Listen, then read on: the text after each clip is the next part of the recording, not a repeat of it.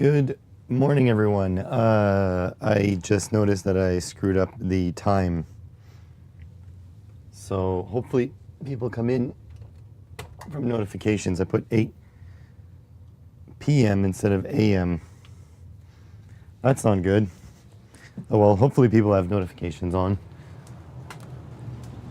That was a oversight and a half. Hopefully there are people coming in and hanging out. Yeah, well, anyways, we'll figure it out. Gonna be messing around with PCBs today. Let's see. Oh, got one resistor left over from yesterday's messing around.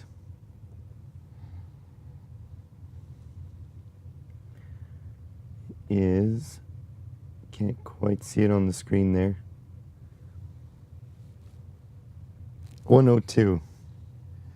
So 1K. These are my little LEDs.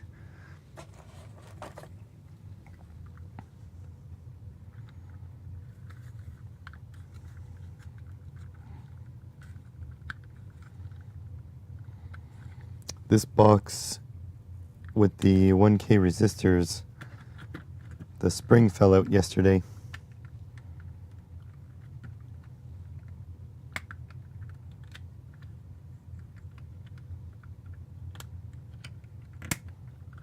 As long as it doesn't like come open and scatter parts all over.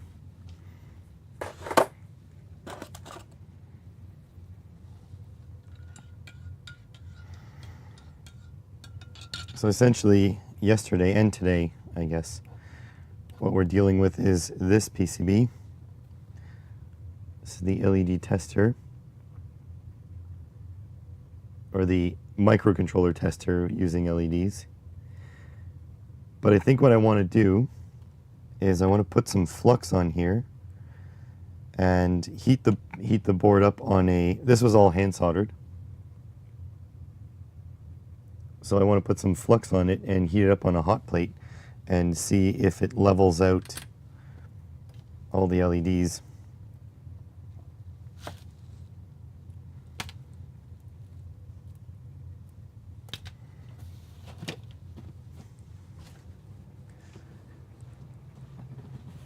And I think you can do it with solder paste, but I didn't get a stencil.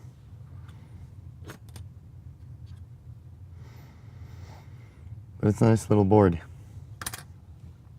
Oh, also, I bought some 1, 2, 3, 4 blocks. How's it going, Gerald? I don't think Franco is here.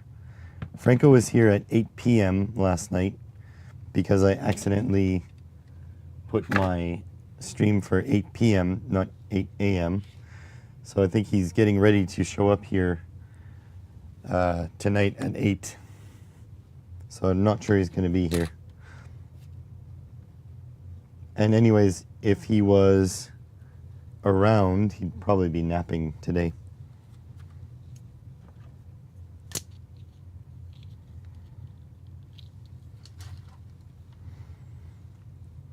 So this is what I did yesterday. Hand soldered all this stuff. And I think the first thing I want to do, I want to take some really close-up footage with my macro lens, and then I'm going to like butter it with flux. Oh, you got the notification. Nice. That's what I was saying too when I first started. I was like, oh, I hope people have their notifications on.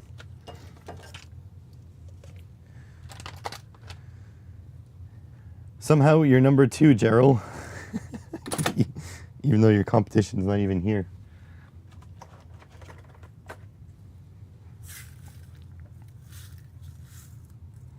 Oh, I'm never going to be able to get that spring back in. There's the spring that fell out of that 1K, but it goes in from the front. Let me see.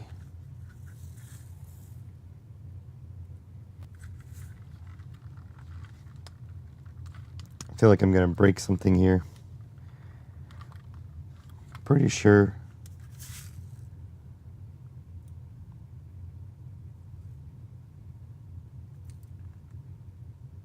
Pretty sure this back row has to go downwards.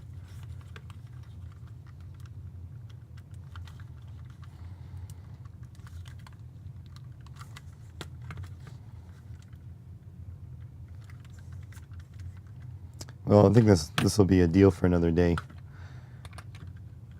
Get these 1K out.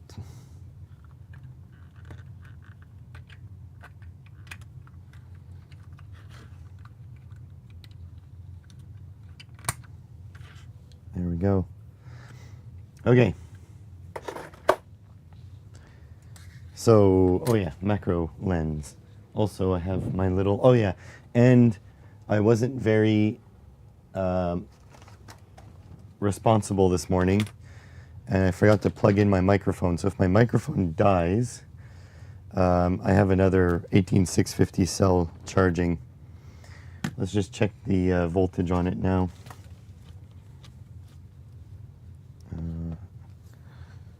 This can go back up there.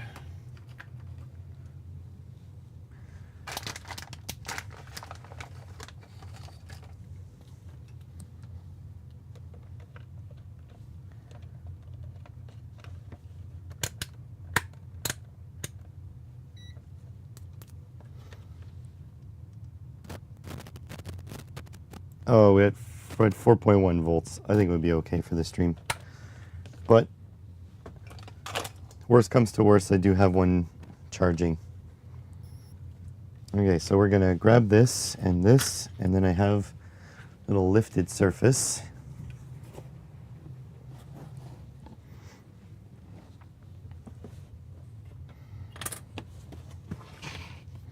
I decided to put a 3D printer bed on this to hide the Overture logo.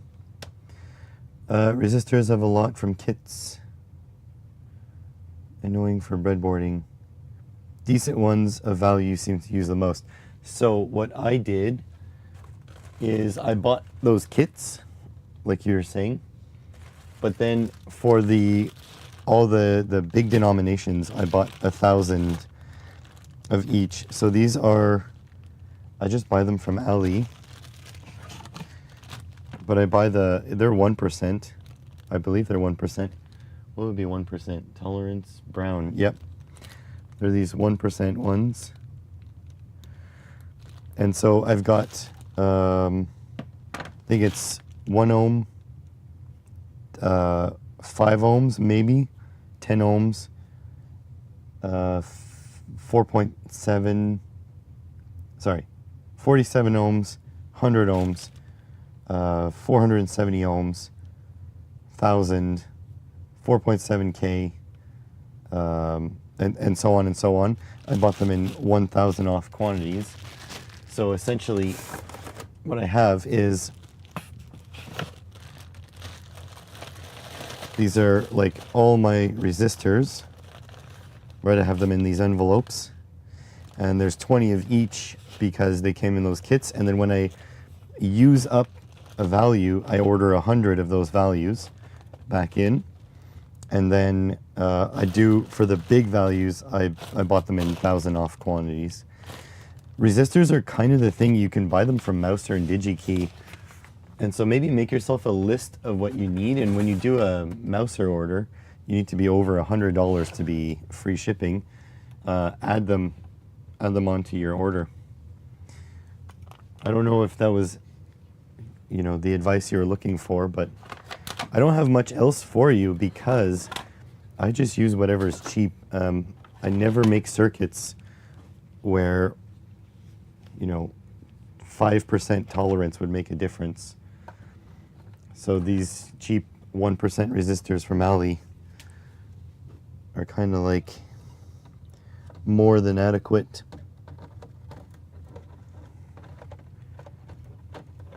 Can you just slot in there, please?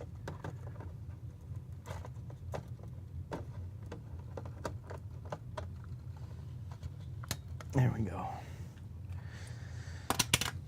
All right. Don't need my microphone.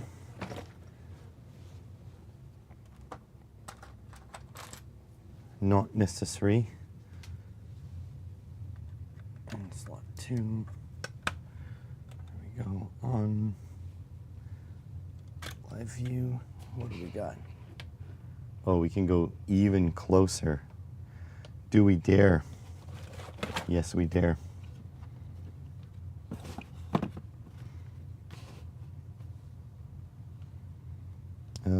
No, where's my board? Oh.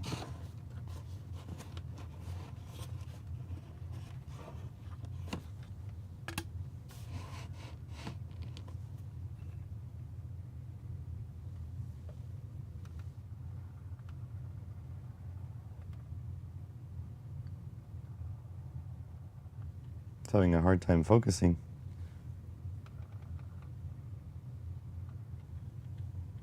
Is that too close? Nope. It is too close though, because it fills the entire frame. But the switch might be... Oh, it's full.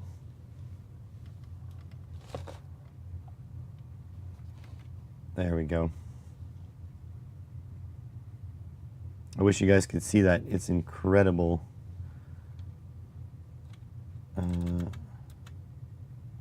there we go. Grab that.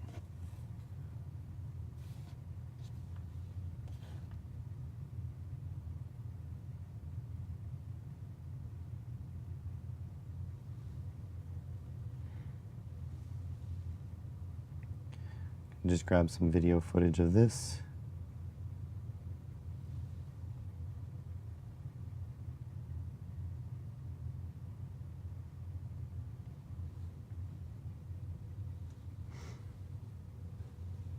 Don't need very much.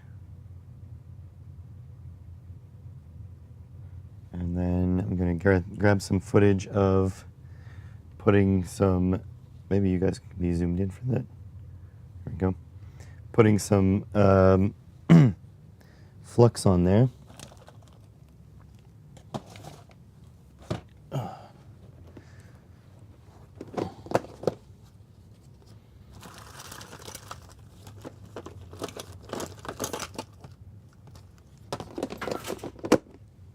Knocked something over. Not sure what.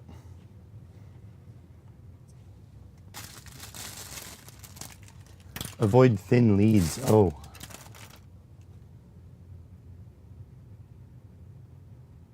Oh. Actually, I don't know. I am probably not your man for like quality things. Tools, yes. Otherwise, no. Plus, I've got a PCB sponsorship, so I like very often just I barely breadboard anymore. Well, I do breadboard, but it's not really the same. That might be a bit much on the flux.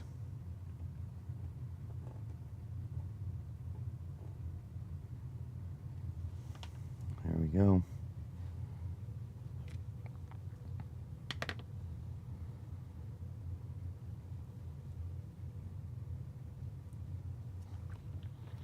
Yeah, you know what? I just buy whatever is cheap, and that always seems to work for me.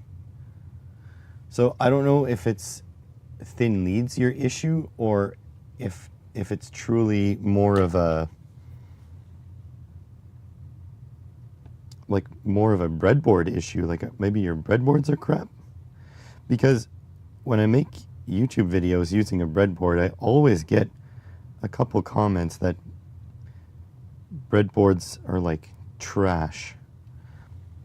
And like, I don't know, like I've got some breadboards that are trash, I suppose, but it's really not that bad. So I just happen to be lucky with these kinds of things.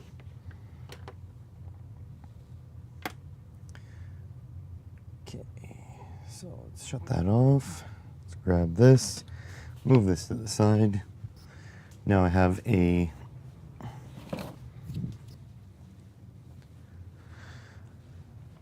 hot plate, which I haven't used in a couple of years. So this will be nice. Oh, here we go.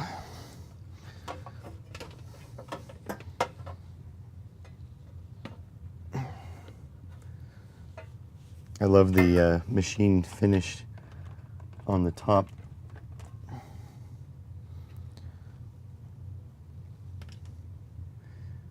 Just diffracting all the light. Okay, that's good.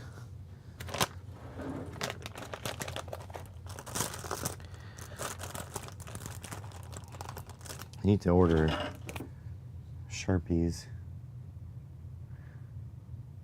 I'm gonna just mark out the limits of my frame here.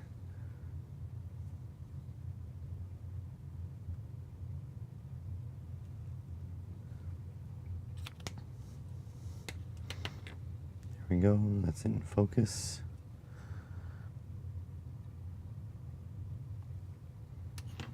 Oh no. Always lands buttered side down.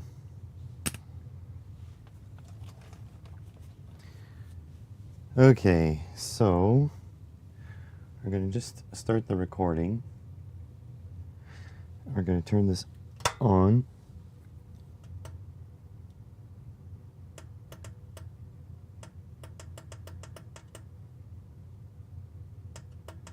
I'm going to go like 320. And I have to go get the silicone mat, because you always need a place to land these things. And then I need my tweezers. Got my tweezers.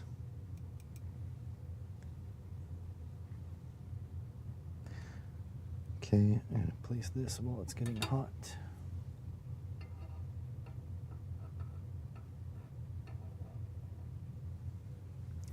You'll make 100% sure it's focused. You guys won't be able to see this, sadly. Ooh, the battery is dying, and this is not heating up quickly. I'm going to turn it off. I'm going to restart. The camera battery probably wouldn't have lasted. And this is kind of an important shot.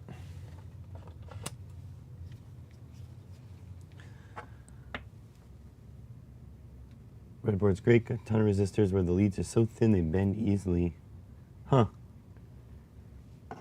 That's interesting. That is an interesting problem, and one that I'm going to face more and more because I'm getting older too.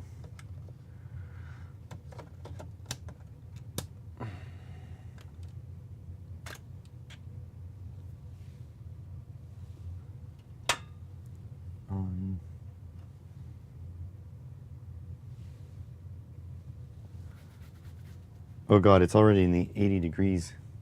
So I missed quite a bit of it because it had some thermal inertia. So whenever I do this, I need to get the hot plate ready.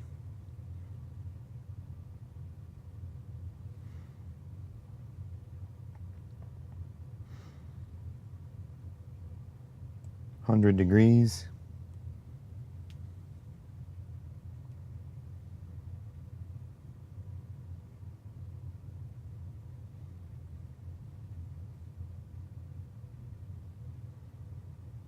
I really wish you guys could see the camera recording this. But I guess you'll see the footage at some point. You know what we can do? I'm gonna put it in the the computer and we'll watch it together. The board is this thing. It is a tester. So you put LEDs here. Hold on, I gotta sneeze.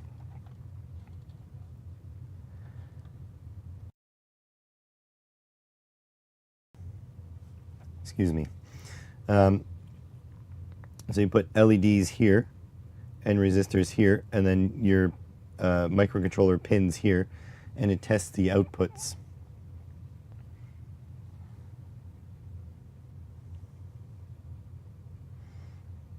(174 degrees Celsius).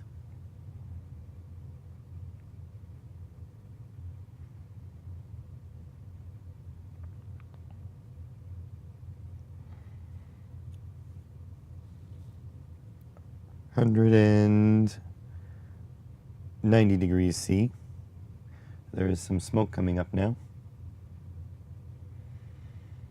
I should have a gentle fan blowing over so that the camera lens doesn't get the fumes.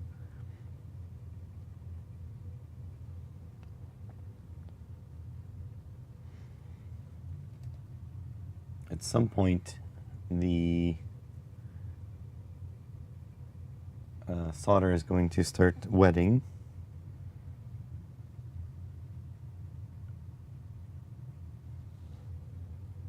At 220 C, and we should be able to see the components move. And again, I'm sorry you guys aren't seeing this, but we'll watch it on the PC together.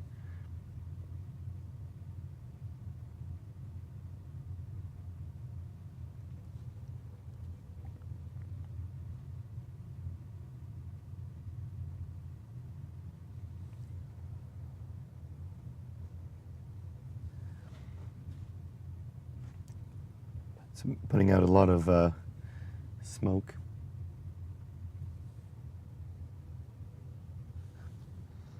(250 C).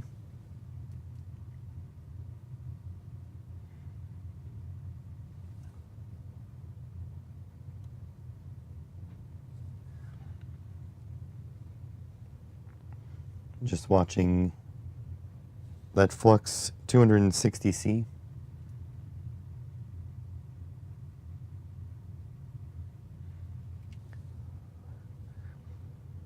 I'm not 100% sure what temperature it needs to reflow, but honestly, everything is looking very straight. All the components look very, very straight.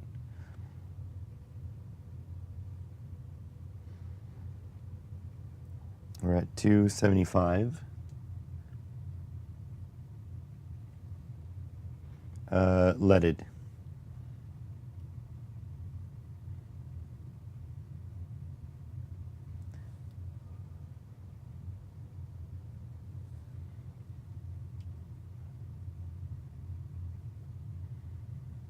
I think they already moved. 290.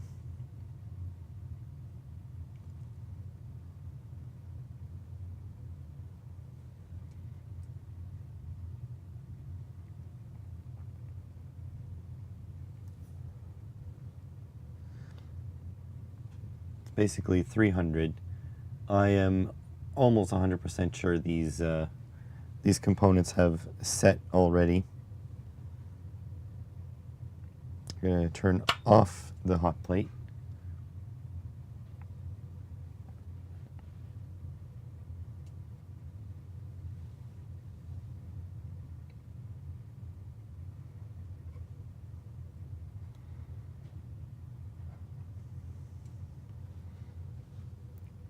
Oh, and boiling hot flux just dripped on my work surface.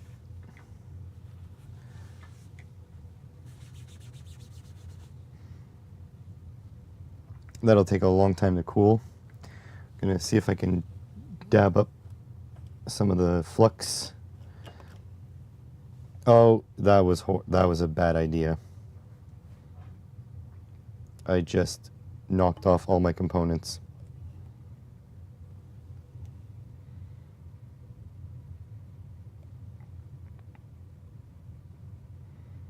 That was horrible.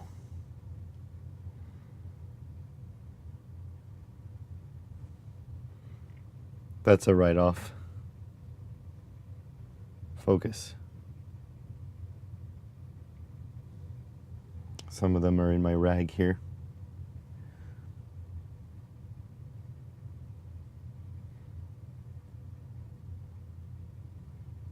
That was a very, very bad idea. How's it going, B-dubs?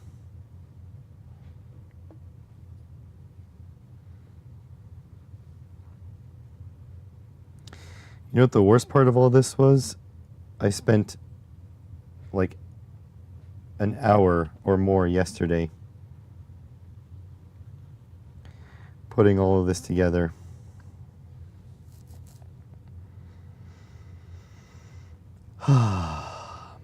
And now, more frustrating is it didn't take time to set up my microscope.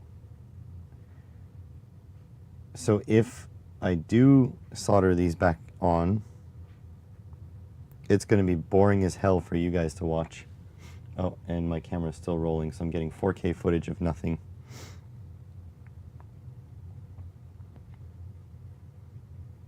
Well, that is really disheartening. If it was just resistors, I would just pop them back on. But it's not just resistors. There's diodes, which are polarity sensitive. Great. Great job, Dan. You did a phenomenal job. Isn't YouTubing fun? Okay.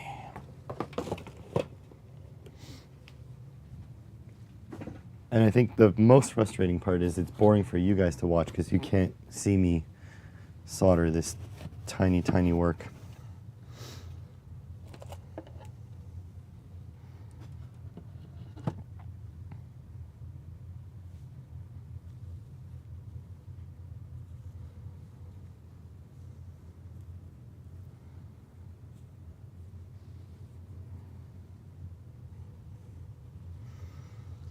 Oh, God.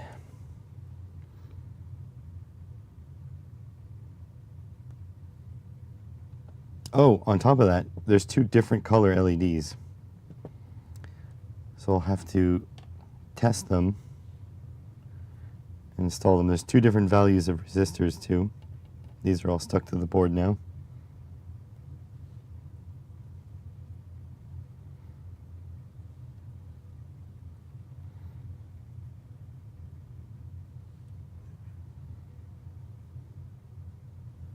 Do YouTube, they said. It will be fun, they said.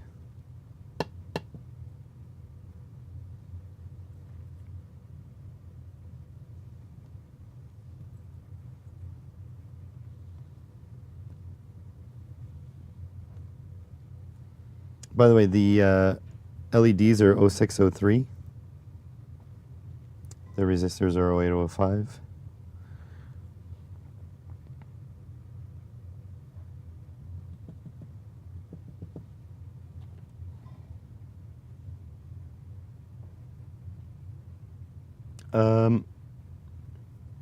Well, it's not a fragile process. You, honestly, I grabbed a rag. So I watched Joey Does Tech, JDT. I don't know if you guys watch him at all, but he fixes electronics like consoles and stuff. And he usually says cleaning flux is easier when it's warm. And the thing is, it wasn't warm, it was hot. And so, yeah, we made a dog's breakfast out of this. How's it going, Sri Maru and JB? So this is our screw up for the day.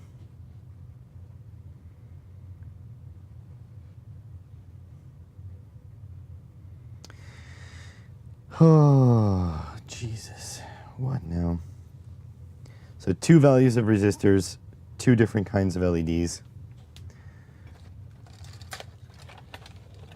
And everything went all over the place. So these are yellow. and the other side is blue.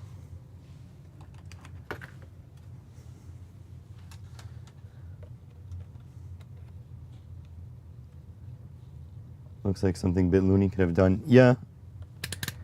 I mean, I feel like YouTubing is all about these little mistakes that you do all the friggin' time. Okay, so negative side is left there. You see that light? Good, good, good, good. This one's missing. Is it still stuck there? No, it's missing.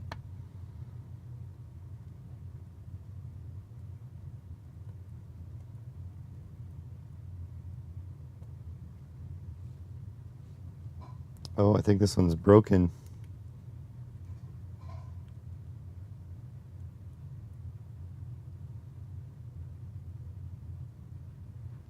One is not lighting.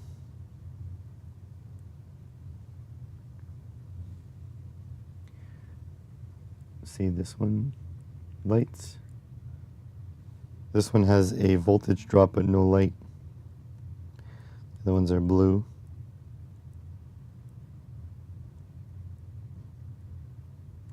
Not lighting.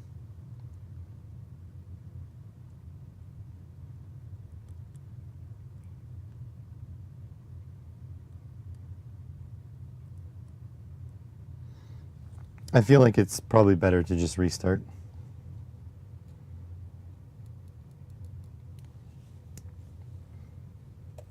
Yeah, I mean, you know, I'm no stranger to mistakes. It just sucks that I had this, like it was there. We had this, we were gonna do it, it was gonna work, and then it didn't.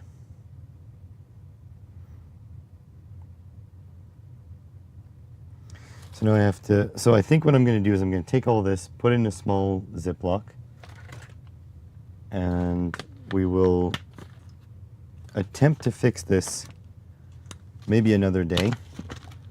But what I'm going to do today is I'm going to make a new one because we need to make a video.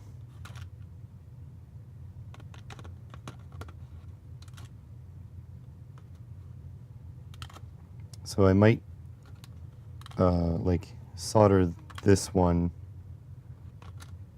by hand during my podcast tonight, listening to my favorite podcast this evening.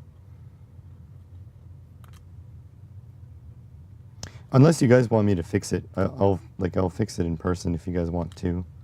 I'll fix it live. But let's solder a new one.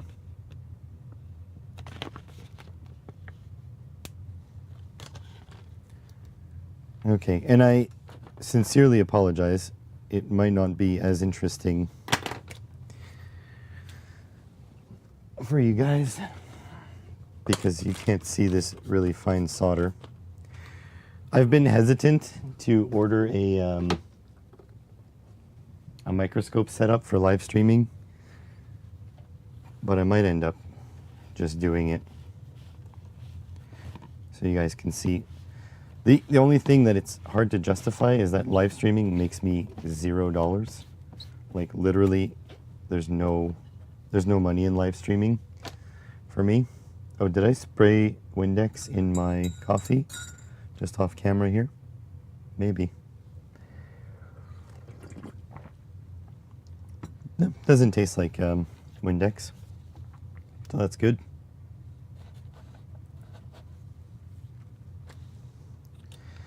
All right. Let's do the less frustrating non-polarized parts first. And I believe I had, let me check. I have to check which LEDs had which. Yeah, it's 300 bucks for, sorry, 500 bucks for a trinocular scope, which is what I would get. All right, so this line is blue. And now the question is, which resistors did I use for which?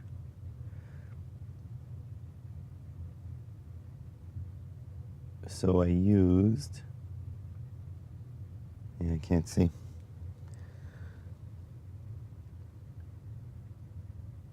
$102. So I used 1K for the yellows and 4.7K for the blue.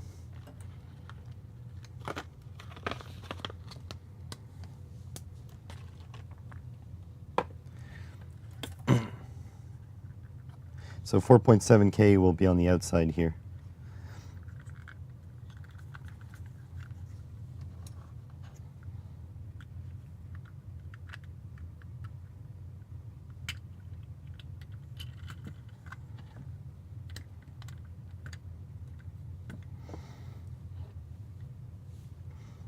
So yeah, it's about, if you work the AliExpress sales, it's about $500 for a trinocular scope, Canadian. 1, 2, 3, 4, 5, 6, 7. So I'll turn off my camera. 8, 9, 10, 11, 12, 13, 14, and 15.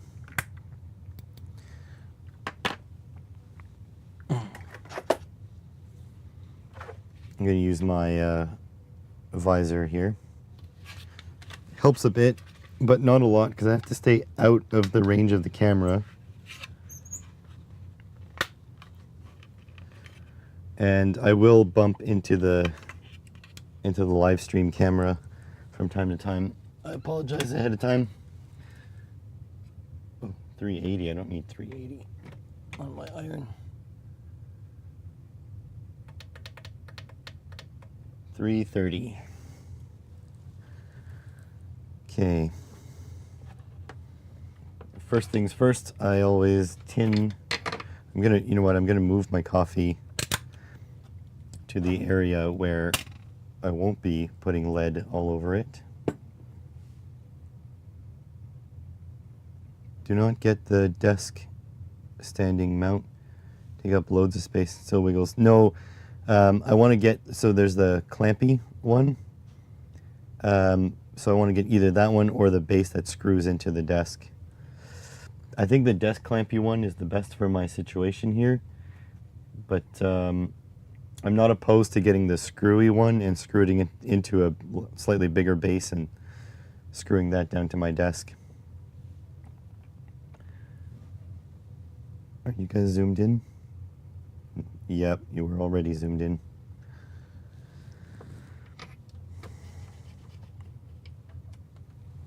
So yeah, pretty shitty.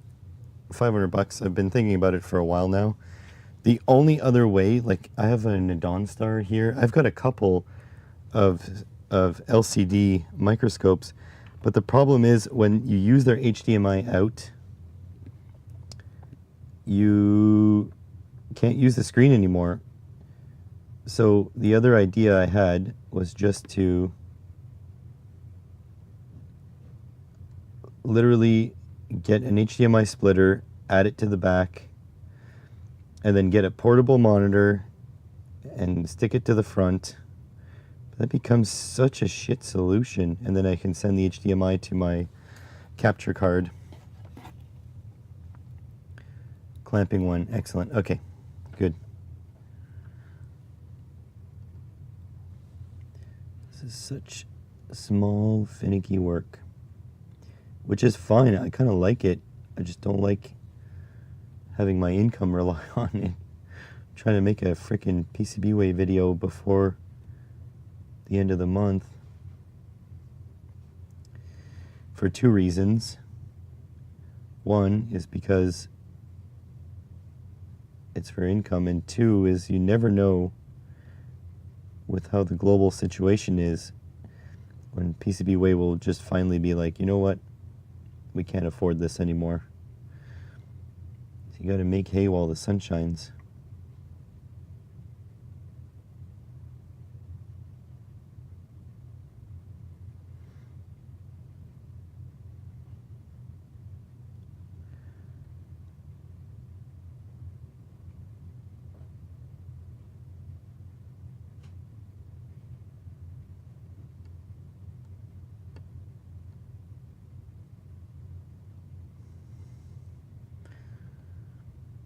Oh my god, this is the 1K. What am I doing?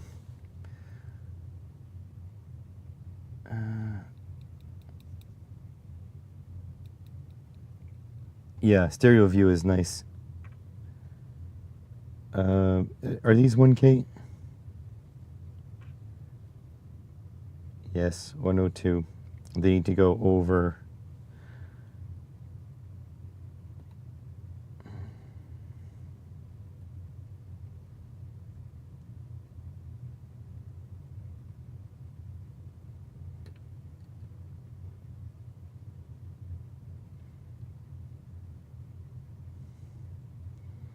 Okay, let's try that again.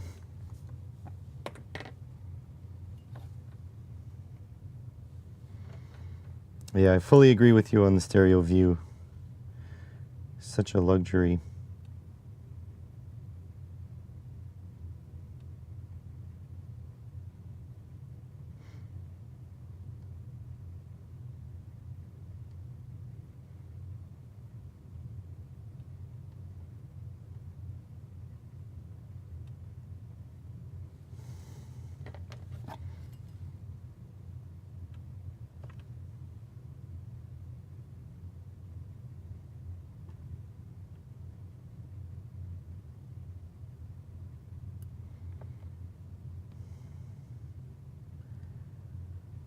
Concentration level is extreme.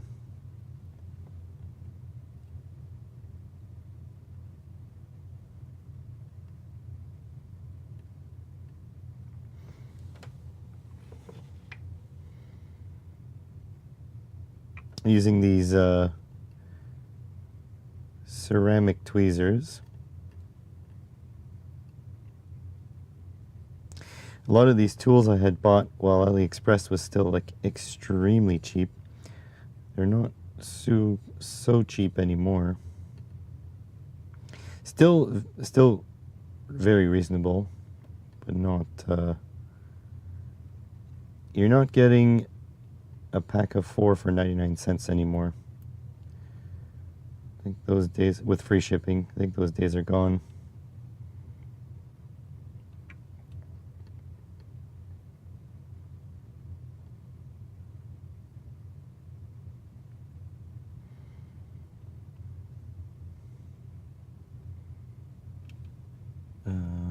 Yeah, you're still. Oh, I'm sorry. I keep knocking you guys. This Insta360 has a magnetic mount. So when I knock you, you stay knocked.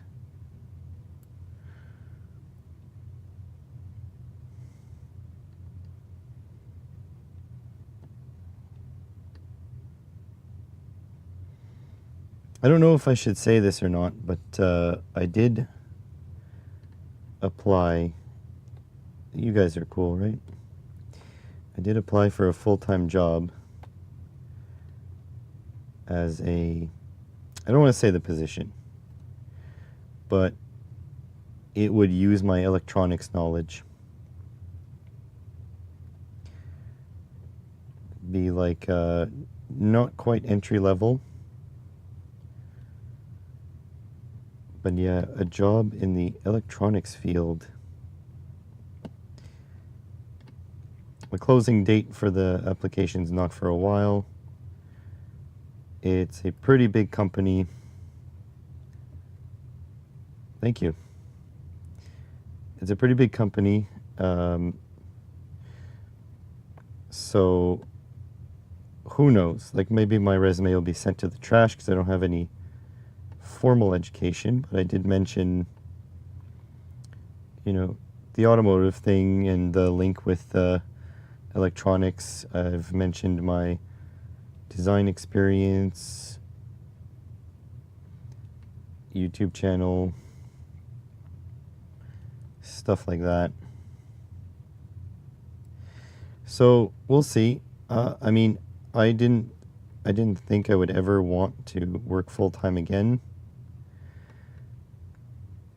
but I'm kind of like always stuck in this like middle zone of, is this job working? Is this job working?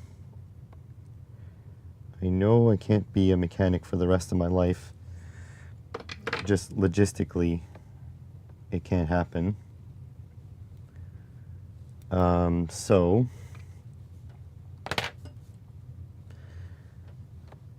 this is hopefully it's the way out. The other thing is,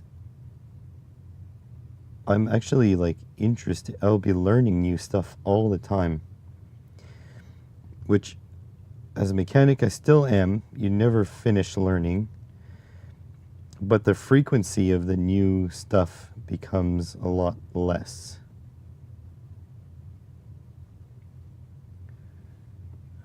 Full-time pays much better. Yeah.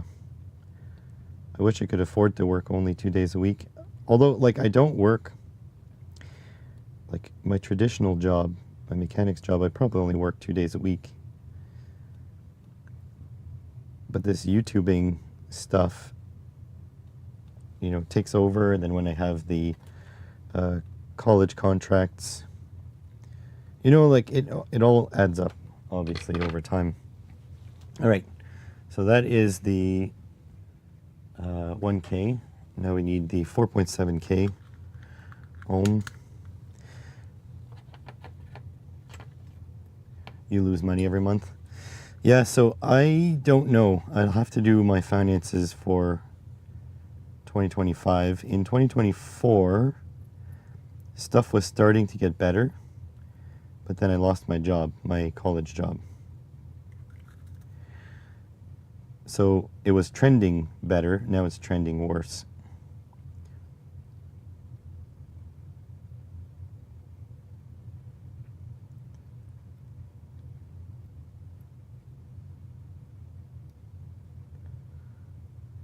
Five,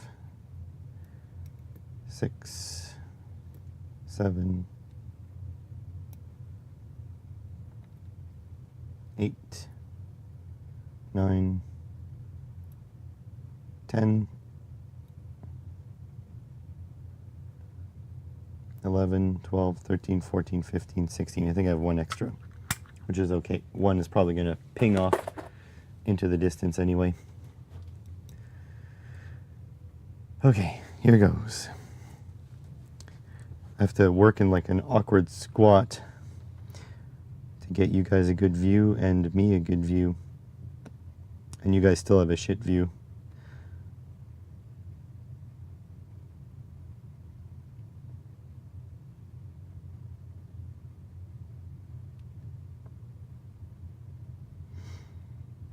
There we go, one done.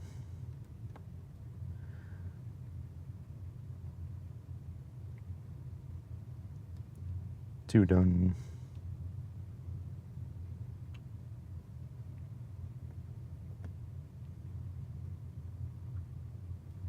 I do have to learn a piece of software for that job. There's one qualification that they want that I really don't know about. It's using LabVIEW. And I think LabVIEW is a CAD, like KiCad, but it's from onsemi or something. And so if I get a callback from them, which who knows, right? Like in Canada here, the job market's a little screwed up. A lot of companies are telling the government that they can't find employees so that they can hire cheap foreign workers. So they have like fake postings and stuff. So that's frustrating.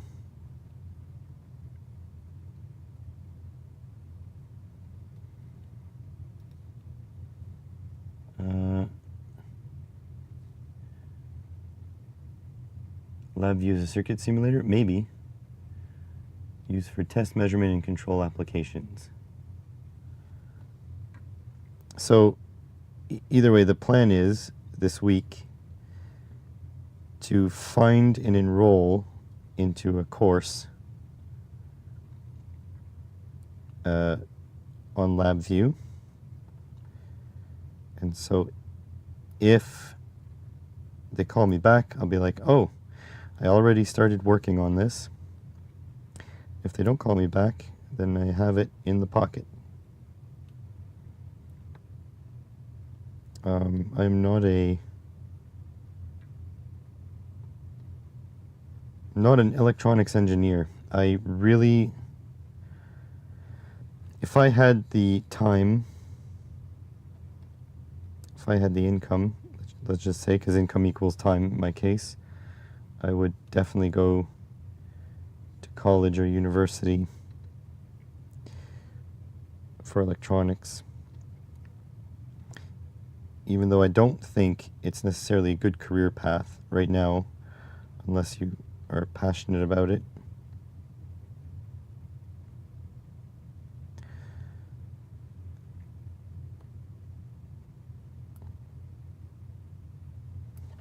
Getting too much solder on my...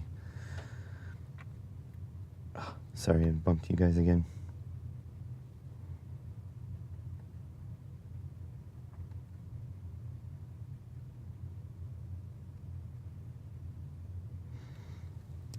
There we go.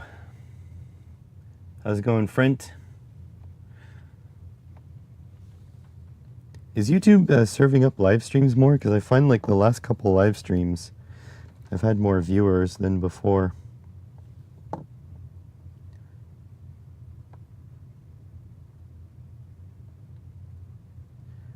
I have been advertising it on the podcast, but I found out a lot of people watch the podcast or listen to the podcast on Spotify. They don't use YouTube, which is like interesting to me. YouTube is my main jam.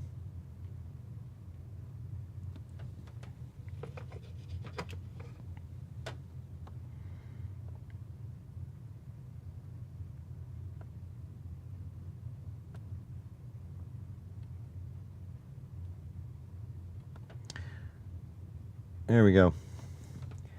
All right, I'll get you a good look at this. So there they are, 1K on the inside here and 4.7K on the outside. That's because the 4.7K is for the blue LEDs and the yellow LEDs will take the 1K. And look, I didn't even ping one off into the middle of nowhere. So let me put this one back in the 4.7K. Also, an interesting fact is resistors and LEDs and stuff are much cheaper when you buy them in smaller packages.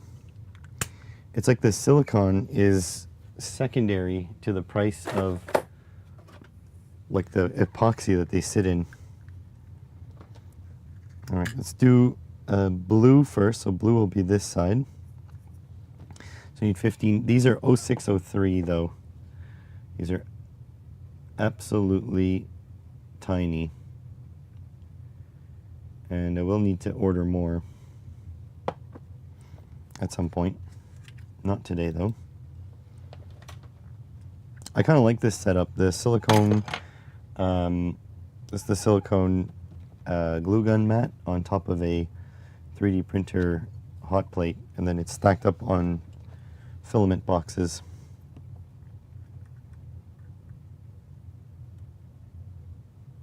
All right, so 2,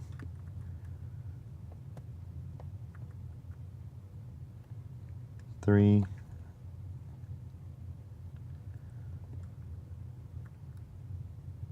4, 5, 6, 7, 8, 9, 10, 11, 12, 13, 14, and 15. There we go. All right, so how I sort these. So let's say you want to solder them like this. So blue would be this side, And so I would put a dab of solder on the right-hand side. So you can't see the line very well because of the footprint I used, but there is a line to the north there of every pad. So that is where the cathode goes. And if you don't remember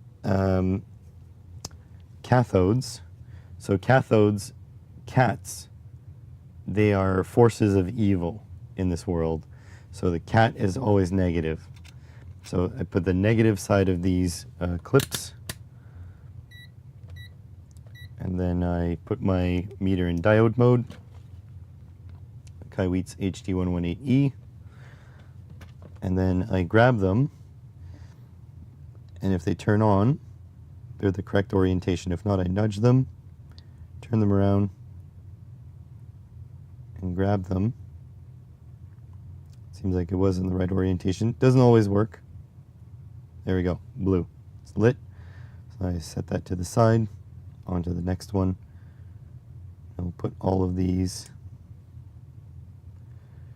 You always think A+, yeah, for the anode. Problem for me is the anode is not the one that's marked. It's always the cathode. So there we go. That's lit. That's 2. So I just put them in a line, always in the correct orientation. There is also, you probably can't see it, but there is a marking on the bottom, which doesn't help. Let's see if we can.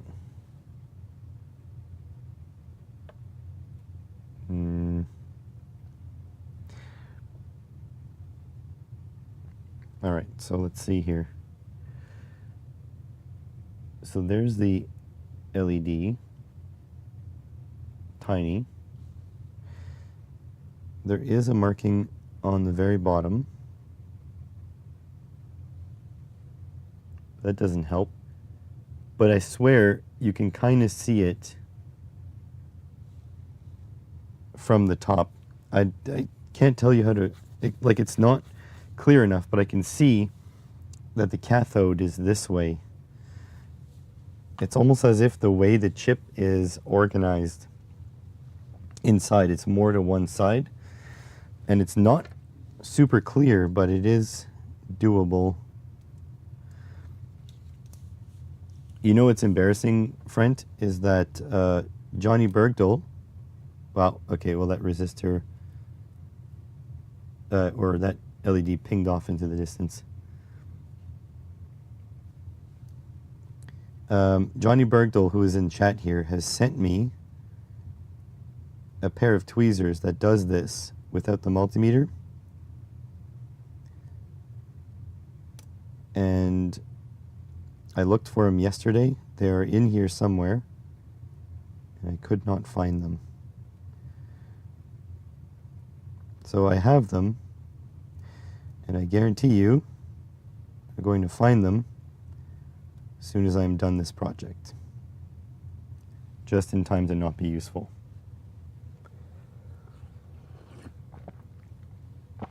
Yeah, so you get it, right? You know that you can see it's darker on one side.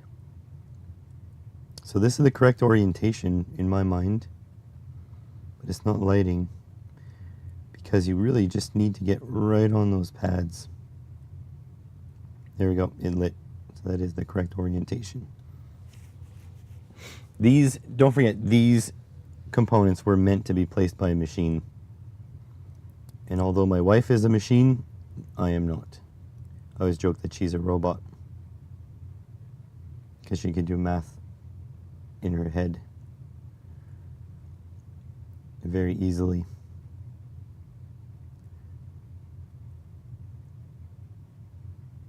Yep, like that.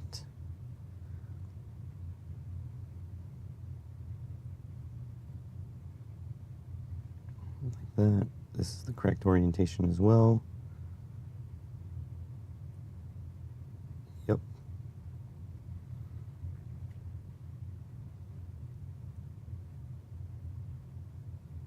Like that.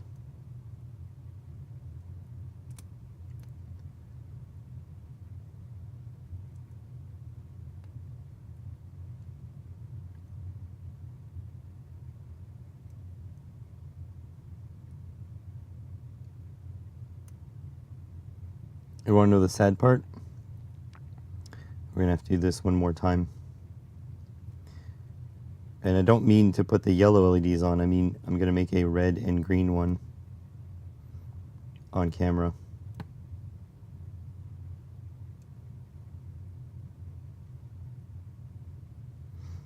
Because this blue and yellow was just for prototyping.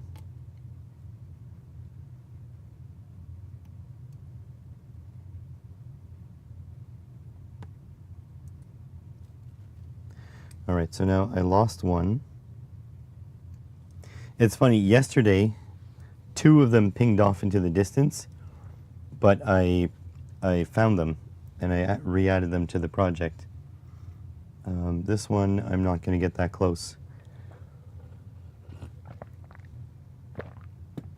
You always order extras of your SMD parts, always.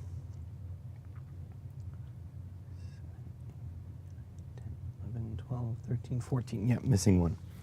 Because the one went flying. I was just checking, maybe we put an extra one. So blue, blue, electric blue. That's the color of my room.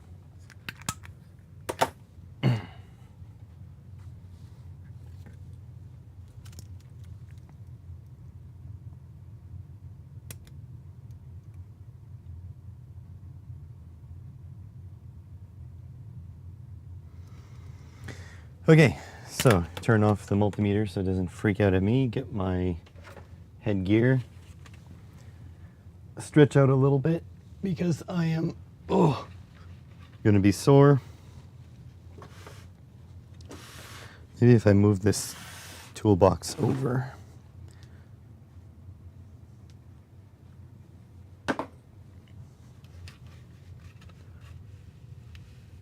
All right.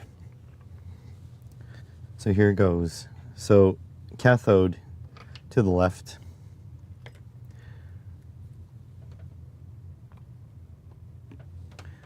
Take the oxidization off the tip.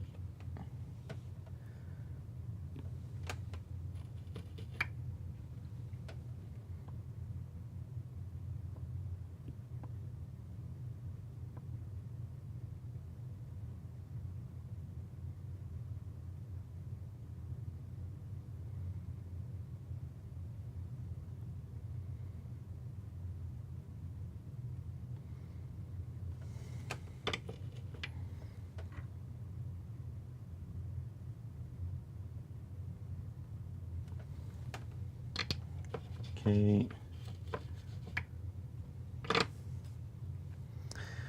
Now, gently, gently. First I have to find my tweezers. Where did I put my tweezers? Oh, over here.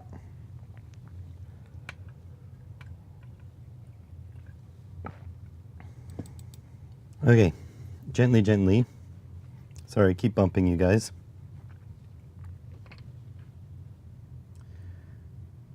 Coming in on the side here.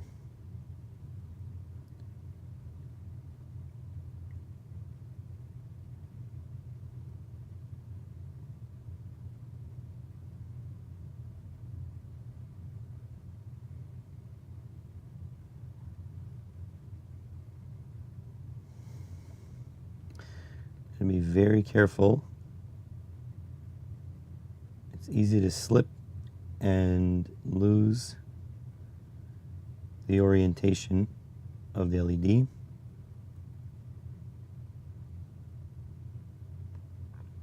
There we go. Really should clean off the tweezers.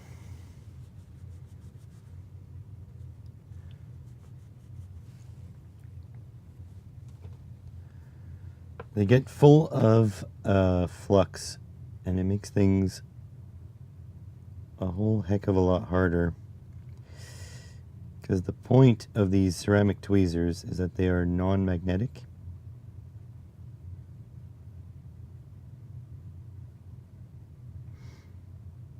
But they still get gunk buildup.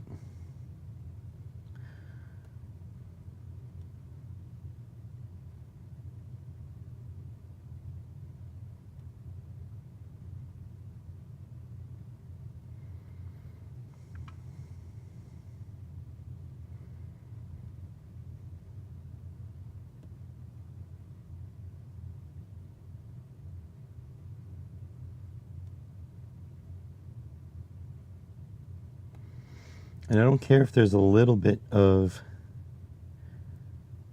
a spike in the solder, like meaning not enough flux, because we're going to brush on some flux after and reflow it.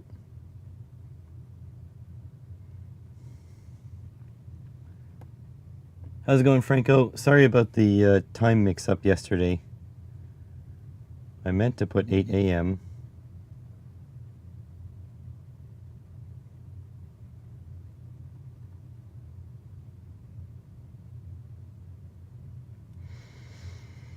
But it was movie night with the wife, so I was pretty excited to just finish what I had to do and go watch a movie with her.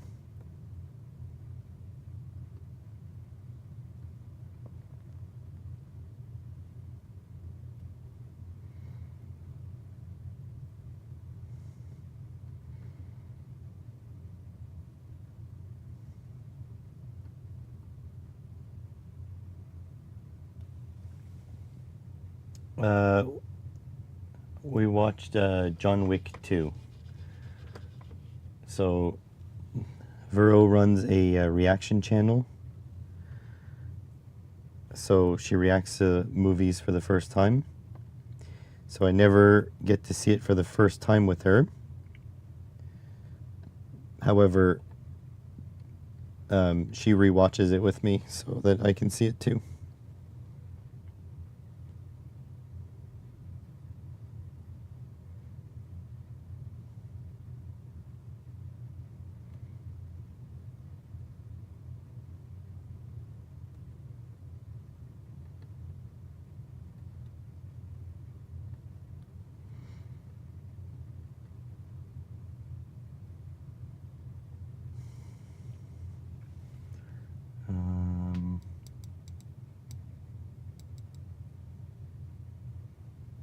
Oh, I'm on today.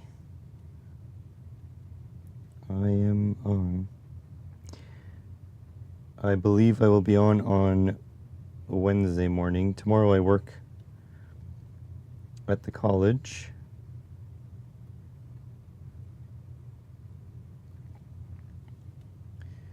Wednesday I'm off, so I will work here.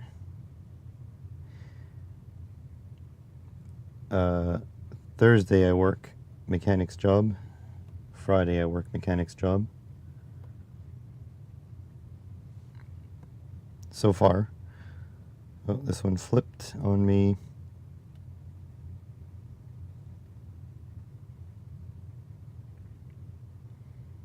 You missed the disaster this morning, Franco.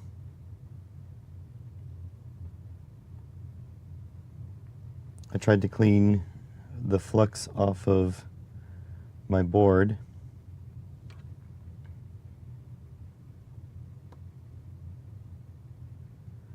And turns out I cleaned the flux plus a whole bunch of components off.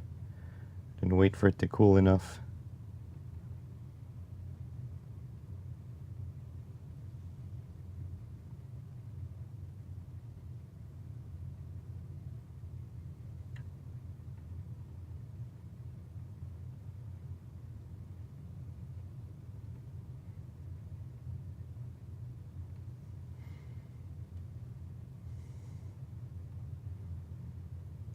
I'll check chat in just a moment here. I'm on a roll.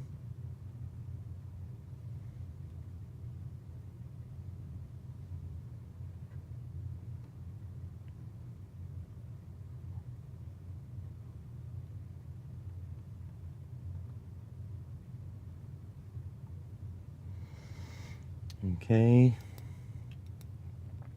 Quite enjoy the first John Wick. Didn't watch any of the sequels though. So, John Wick 1 was sort of like genre defining. It was like an action flick that took realism to task, which was nice. And the second one is no different. It's sort of like if you liked the first one, you're gonna like the second one. the simplest way I can put it.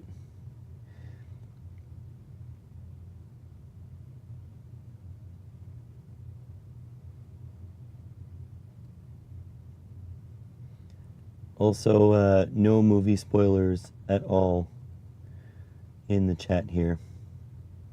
Sometimes my wife is in chat, and movie spoilers can ruin her career.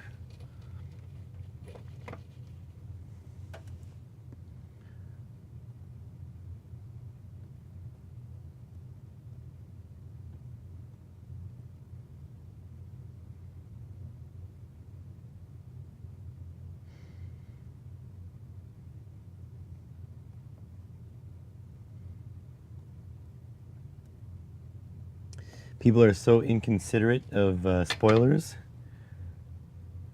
Not a big Keanu fan. He's not the greatest dramatic actor.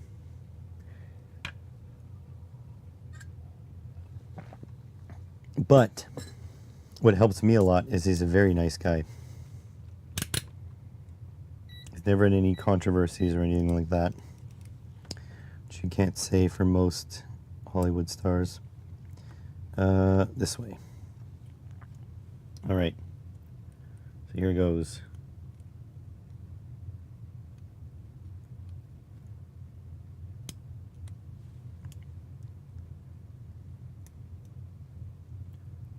Did I install these all upside down? Works. No, might be upside down.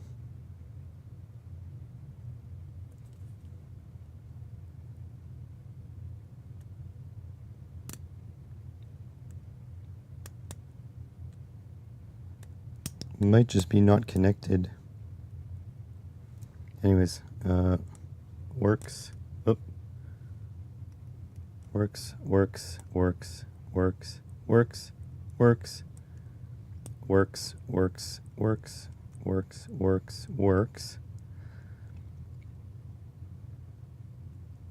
Just this one.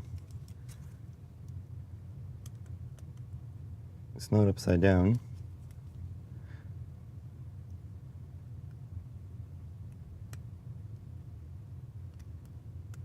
I got it to blink. Okay, hang on. So let's see. One of these pads. This pad is for it.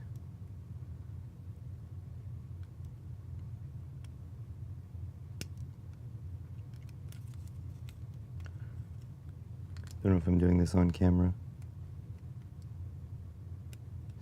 That one's just not lighting. Let's reflow it.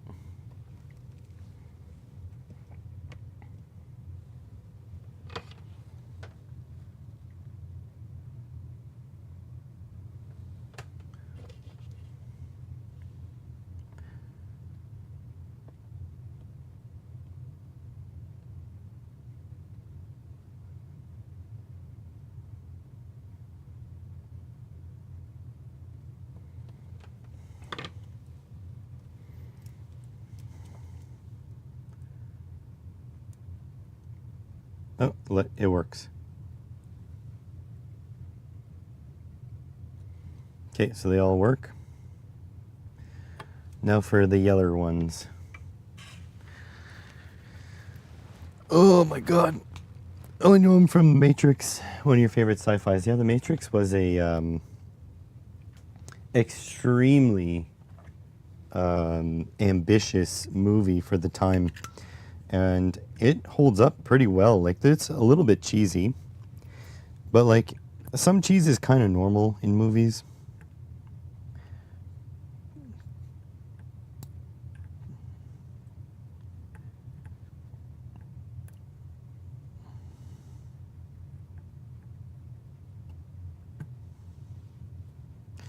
So 1, 2, 3, 4, 5, 6, 7, 8, 9, 10, 11, 12,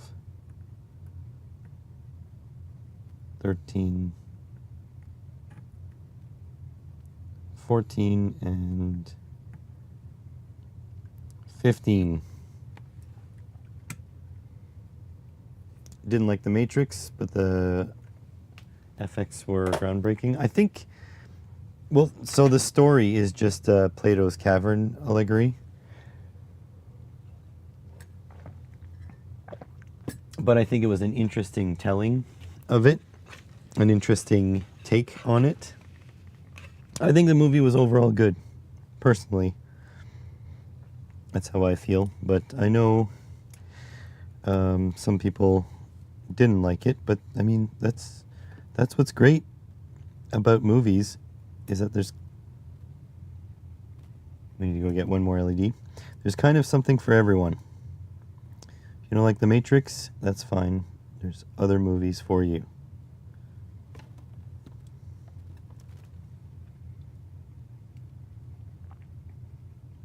Matrix, Blade Runner, Fifth Element, top three sci-fi. Watch them anytime. I wasn't that much of a fan of Blade Runner, but it might depend. Like, I've only seen it recently. And the other thing is, I'm a big Adam Savage fan. And I think he hyped it so much that it could never live up to how he loves it. And so maybe for its time it was really good. Like, I do agree that, like, Star Wars Episode 4 is not a great movie, but when it released, it was like earth-shattering. Right? But if you, like, I would say George Lucas is not a really good writer. It's not a, like, technically good movie. It has really good effects. They built an incredible world. But I wouldn't call it, like, a great movie. I think, like, I've seen some independent flicks do a way better job of writing, you know, in the 2020s.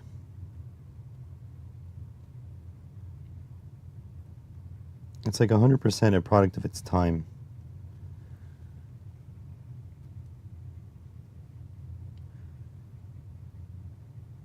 Yeah, Star Wars wasn't thought through. I agree. But it's fine. Like, for its people had their minds melted when they went to see it in the theaters. And I do agree that at the time, that would have been an incredible experience. It's just that I don't think it's held up.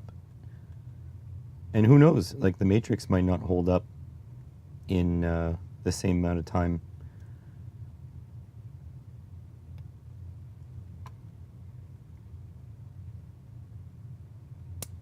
Gonna get a lot of flack for saying this, though, but I think the Star Wars prequels are better movies than the original trilogy.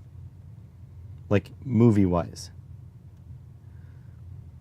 They have their flaws as well, for sure. But I think in terms of, like, theatrical achievement, I think they're more polished. The stories are a little bit better.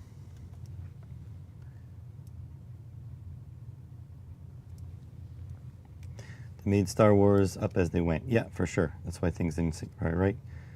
Star Trek.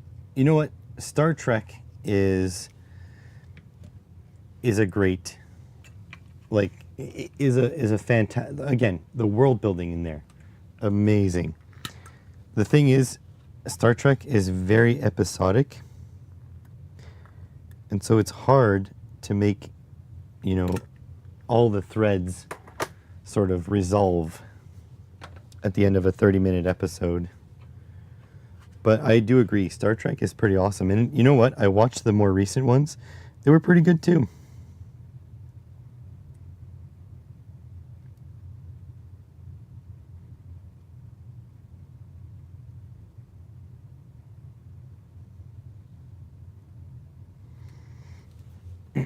And I know a lot of people were complaining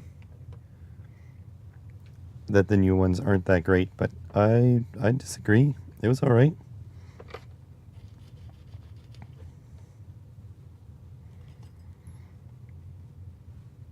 Then there's those there's other people who are like into Doctor Who.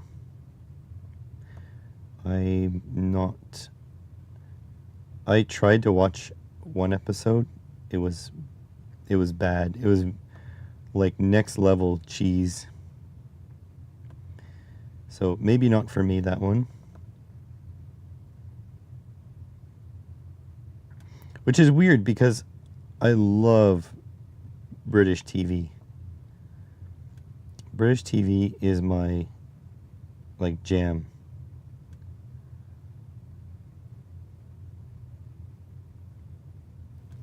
So usually there's no losing on British TV. Yeah, Deep Space Nine. I've watched a bit of that. So I've never like assembled all the episodes and watched everything in chronological order. We tried. I think I tried to do that a long time ago with Voyager. Since like I was kind of like of the age when Voyager was airing, that Star Trek was a bit like targeted older than me. But I did sort of watch an episode here and there.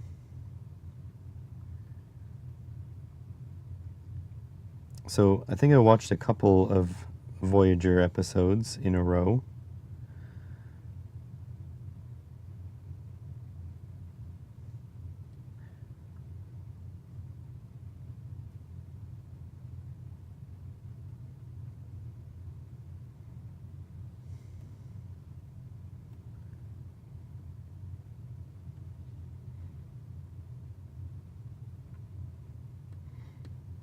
I've watched Star Trek Picard, the newer Star Trek.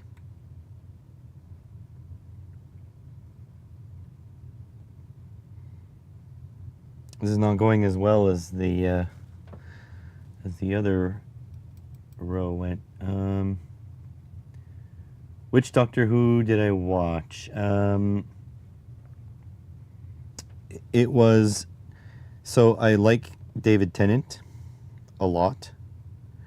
One of my favorite TV series ever includes David Tennant, so I tried to watch a David Tennant Doctor Who episode. And I don't know anything about it, so I just picked one and watched it, and it was so cheesy, it was like hurting.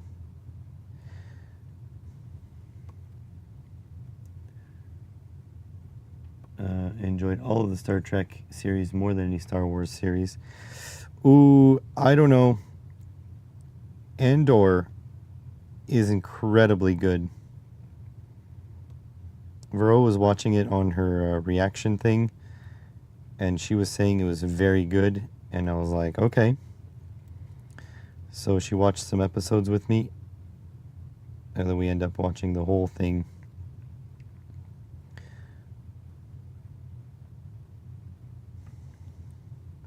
So just, it sucked a little bit because I have to wait until she watches the episodes for YouTube, and then after that we can watch. So sometimes I was like, oh, I just want to watch like 3 in a row. Andor is indeed the best of those. Yeah, I agree.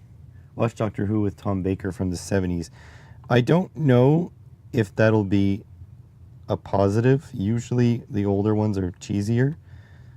But I can try. Like I'm not against it.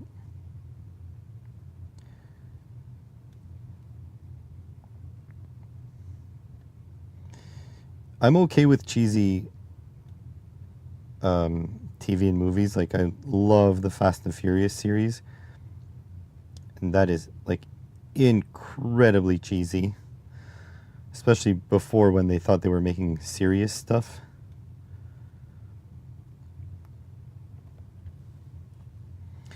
So like I'm no stranger to cheese, but I think it's a bad introduction. Don't know if you agree, but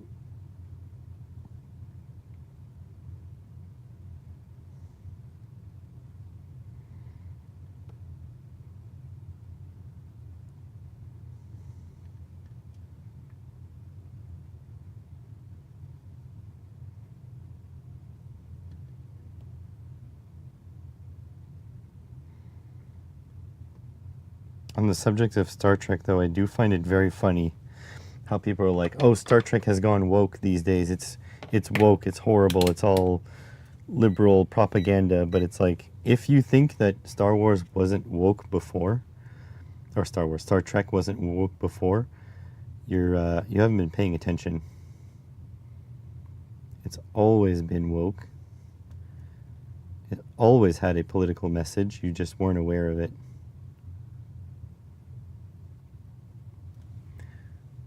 Not seen any Fast and the Furious. And they go into space in one of... Yes, they did go into space in one of the films. So the thing with Fast and Furious is it was meant to be... The first movie was meant to be like about car culture. And they did a good job, but they picked up all the cheesiest aspects of car culture. So 2 was also about car culture. But then 3, which is Tokyo Drift, went into like a serious motorsports. Like, so in Japan, there's like this real, they do lots of drifting, Formula D, right? Drift. And they do togi racing, which is up in the mountains. And they really focused on that aspect. So that was really good. But then they realized that the trend was leaving. Like, people weren't putting big chrome rims on their Civics anymore. So what they did is they became self-aware by the 4th one. They became like, okay, it's okay to be silly, so let's be silly. And they just made it silly, fun action movies. And that had staying power. If you just go in with the fact that it's the most ridiculous, silly thing you're going to see, it actually works really well as a movie. This one tombstoned a little bit.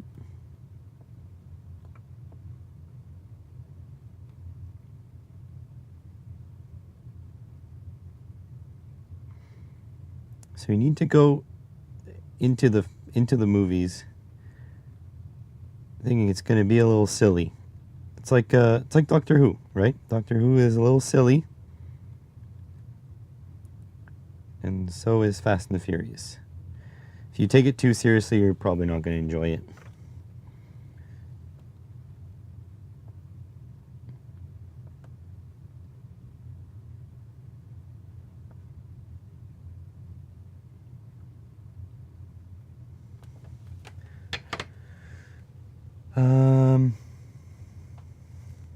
Here we go. Let's see what that looks like now. Looks all right. Don't like cars, they bore you. That's fine. Like I said, that's the coolest part about movies, is that really there's something for everyone. Some of my favorite movies are in French.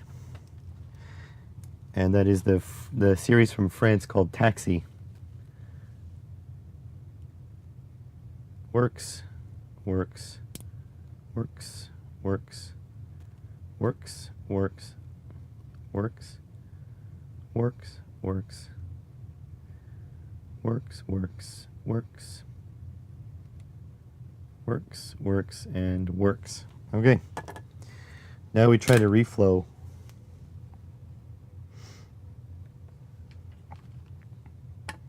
Without breaking anything on this, and I'm going to focus down on this.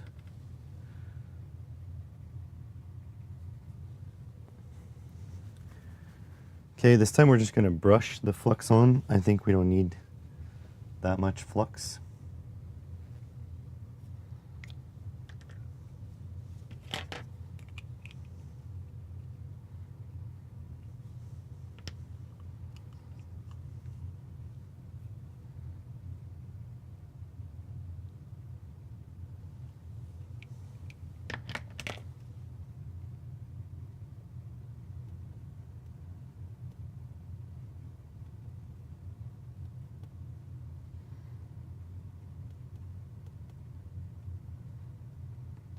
None of what I'm doing is the correct way to do it. This is how I do it. That's really important to note. All right, there. Close the flux. I really like this liquid flux.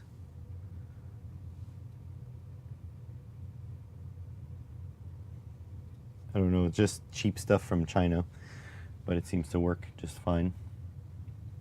So there we go. This time I'm going to preheat the hot plate, and I'm going to pop it in there.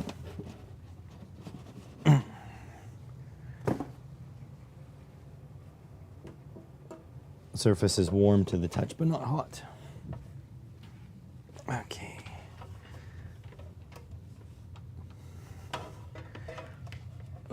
Here we go. Put it there. Oh, Jesus.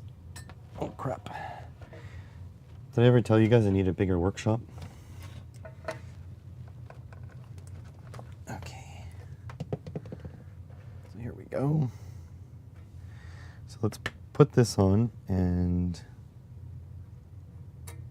get it in focus. Okay, that's in focus. Just want to get to the edge of my screen. Like there and there.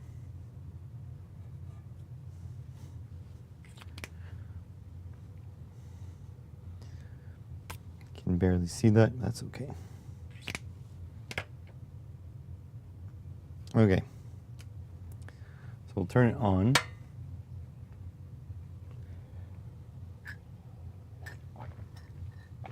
When it gets hot, probably around the 200 mark, we're going to set it on. And it should solder. And then we have to make another one.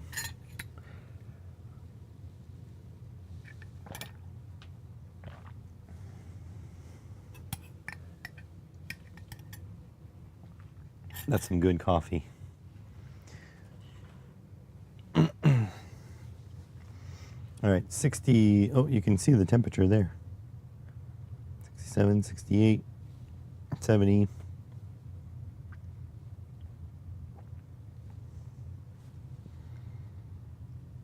The aluminum plate here has a little bit of thermal mass too. So you kind of have to deal with that.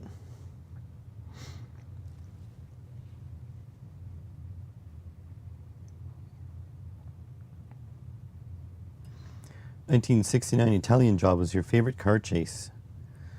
Okay. I think they did a little bit of a nod to that in the Bourne Identity. They had Jason Bourne in a classic Mini tearing through the streets of Europe. Bourne Identity was a good movie. I liked all the Bourne films. I think the last one is the weakest in the franchise. Why not use solder paste and use the hot plate solder? Because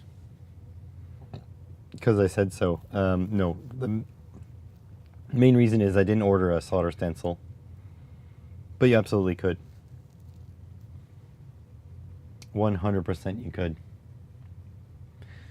But I'm also very cheap, and I think my other point was to make sure that people can do it at home with hand soldering.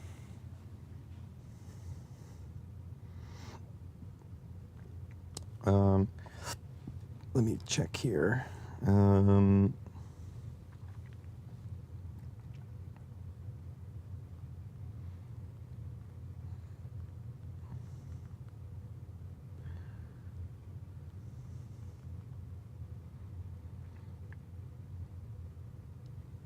Ooh, 183°C is the melting temperature, and 190°C is the full melt. So don't think we need to go that high.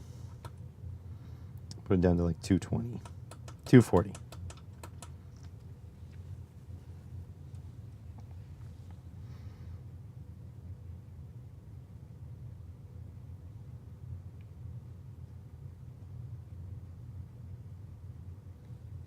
Oh, I can turn off my soldering iron too. All right, it's 200. I think I can start recording now. And again, no need for mics for this because we're just taking video here.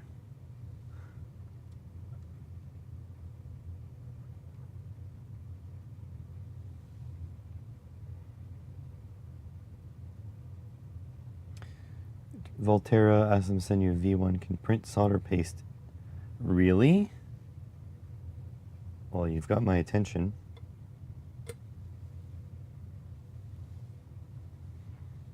So here it goes. I'm just watching the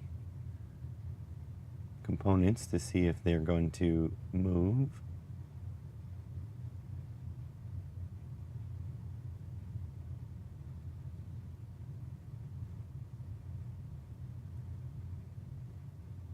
They're moving.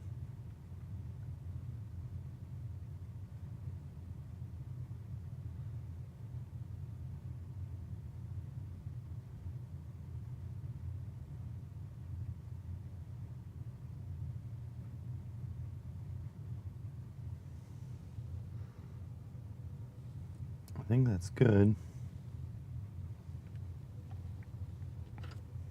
All right, let's grab this off.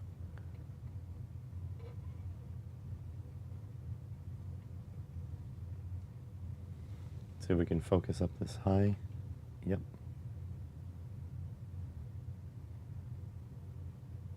It's good. Now let it cool. Don't mess with it.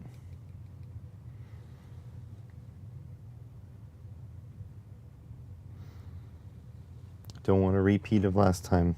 I could show you guys though.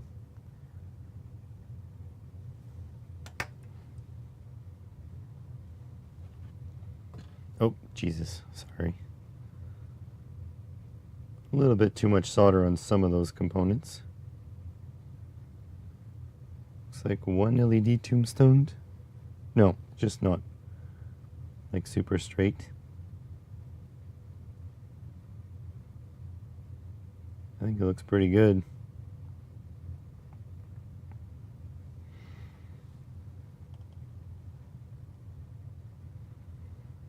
Did they send you one, Johnny? Did you buy one?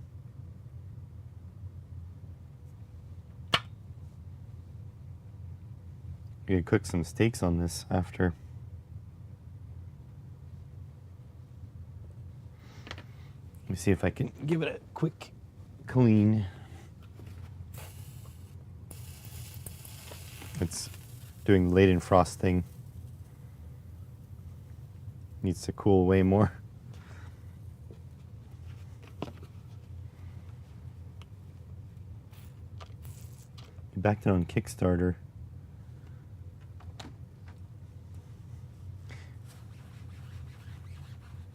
So you have to put in your Gerbers, I'm guessing?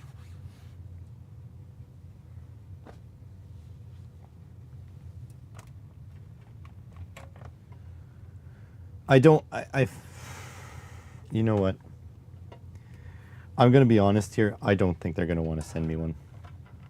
Maybe they're super cool, but I feel like they're not going to sell any units by sending me one. I will, if I reach out to them, it's to get them onto the podcast.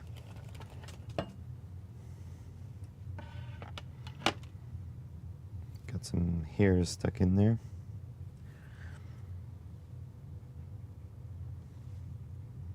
Okay, this is cool to the touch, so I should be able to clean it up now.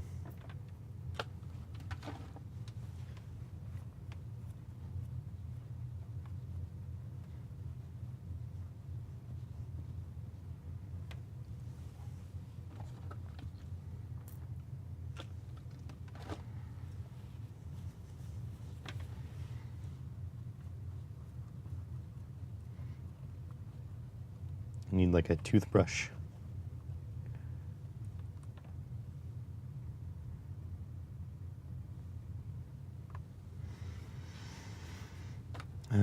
I have a brass one, but that's not good. Sorry, what was the yes for? I wasn't paying enough attention. I was trying to focus on what I was doing here. What am I looking for?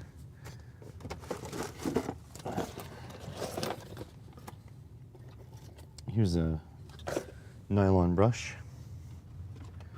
Yes to Gerber loading. Okay. Yeah, I don't think, like, I'm not feeling great about my channel's performance.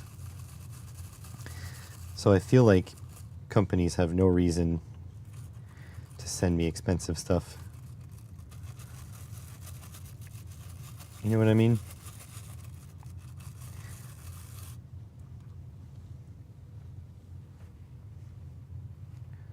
Kitchen towel, soft brush, yeah. So this is these are rags you get from automotive stores. They're just like recycled clothing because thrift stores and stuff have so much clothing to get rid of.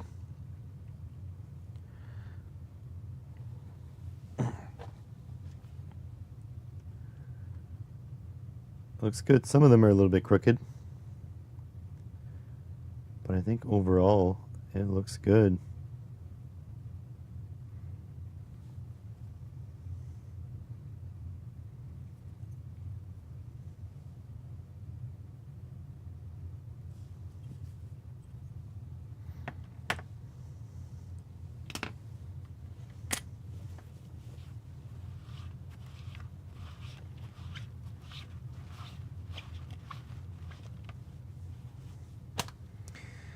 There we go. So that looks good. And now essentially, we have decided that it doesn't do Unos. You can't use it to test Unos because of that weird gap, proprietary gap in this this area. If you put it like this, it wouldn't line up. I find it very weird that they did like a gap like that, but I feel, maybe I'm wrong, but I feel like they wanted it to be proprietary, so they didn't do it. However, like a Mega, you could do like this, like these rows, 22 to like 40 or whatever.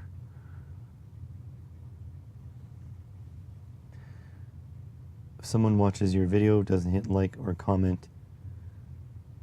No, I don't think so, Franco. There's I mean, maybe, hold on, let me go in the back end. I'll tell you right away. Because if my views dramatically dropped in the back end, then we know that that happened. Actually, I'll go on my phone. Where's my phone? Here's my phone. Let's see. Analytics. Nope. As of yesterday, my views haven't dropped. And I can guarantee you the vast majority of my viewers don't hit like and don't leave a comment. So I promise you that is not affecting me at this moment. That's all I can promise. So yeah, let's do Mega. And we'll just put like pin headers on there. A lot of YouTubers talking about it. I mean, maybe they're phased, like rolling it in phases. But I mean, the metric of views is not, you could never do it by engagement, because engagement is a fully separate metric. Oh boy. My lower back is a little iffy. I bent over just there to put the Windex away and really felt it. I'm getting old, folks. I'm getting old.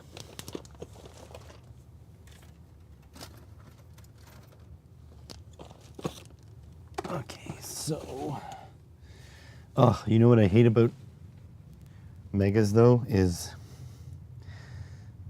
the freaking plug. Whatever. Stop complaining. Everything's fine.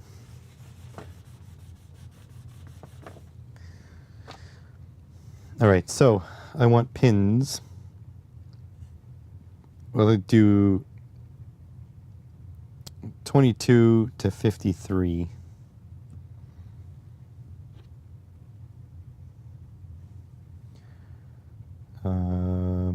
How will I do that?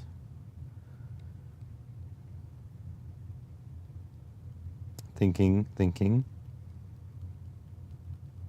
Also, you can tell this is the cheapest Mega possible because they just left the gap in between the things. There's a video about it. Let's see what source that's from. Oh.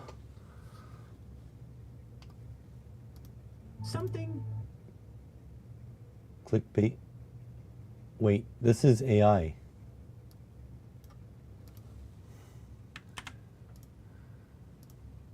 Hang on a sec.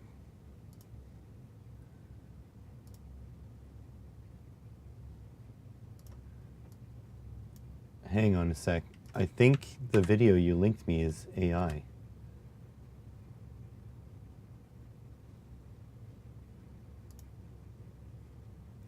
Screen.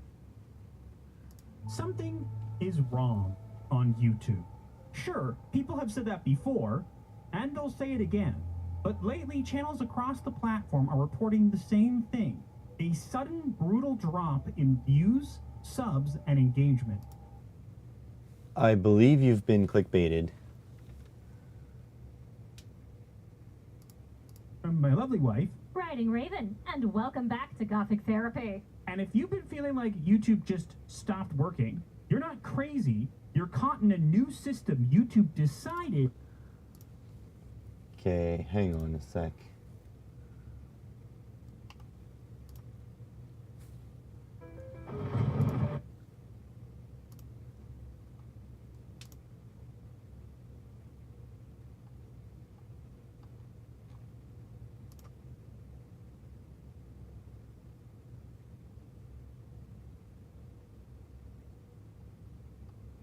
Like,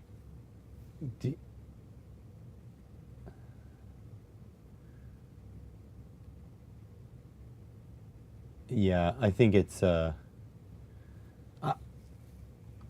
believe these people are engagement farming. So if you look at their popular videos, the highest one's like 30,000. They make these clickbaity things, and then they're saying that clickbait doesn't work anymore. And like, I don't think so.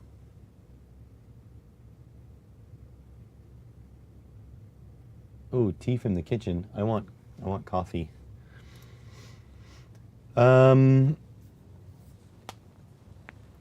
Okay, let's since we're here.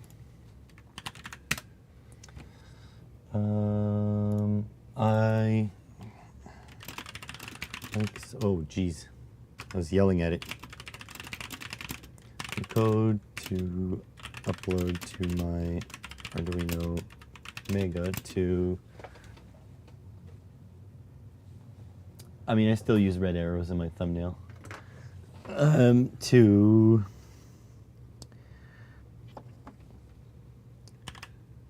cycle on and off pins 22 to 53 in sequence every half a second or so. So there should only be one pin high at a time. Let's see what it comes up with.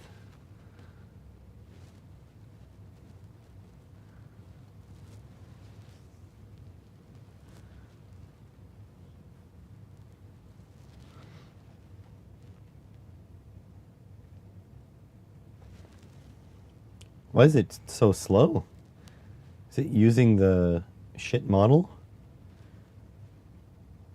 This is like way slower than usual. I am logged in.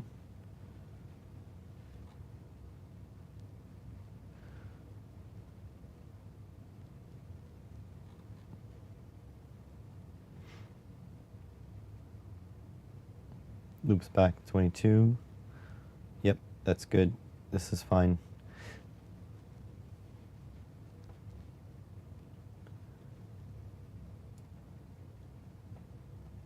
I find it funny when I see CPP here all the time, because I know this is C++, but in Canada, you have to contribute to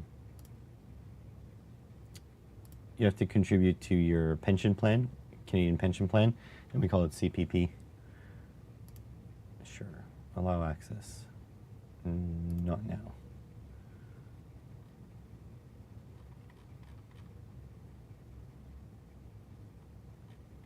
I have no idea what this is. New sketch. Let me just make a new sketch and then I can get you guys in here. Right, screen. All right, let's just paste this in there. And then other board. Mega. And then I guess we'll plug this into USB. So we get a COM port assigned. Oh, my back is not feeling great, guys. I don't know what's the deal. Just old.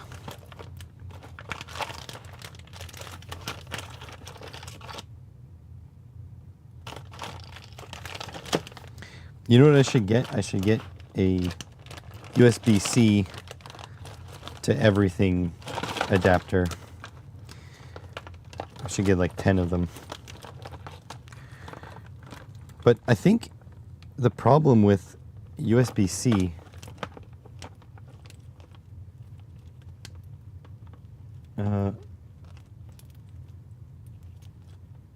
yeah, those kinds of channels, yeah. Yep, I get it. Oh, faceless narration is me though.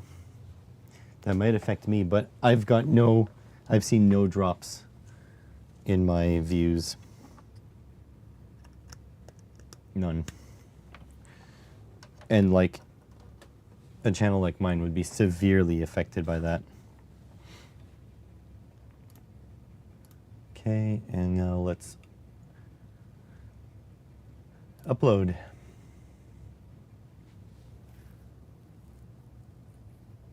I mean, I don't know. Does the AI think I sound like AI? That's the important part. Because YouTube does nothing with humans. It's all AI. Failed uploading.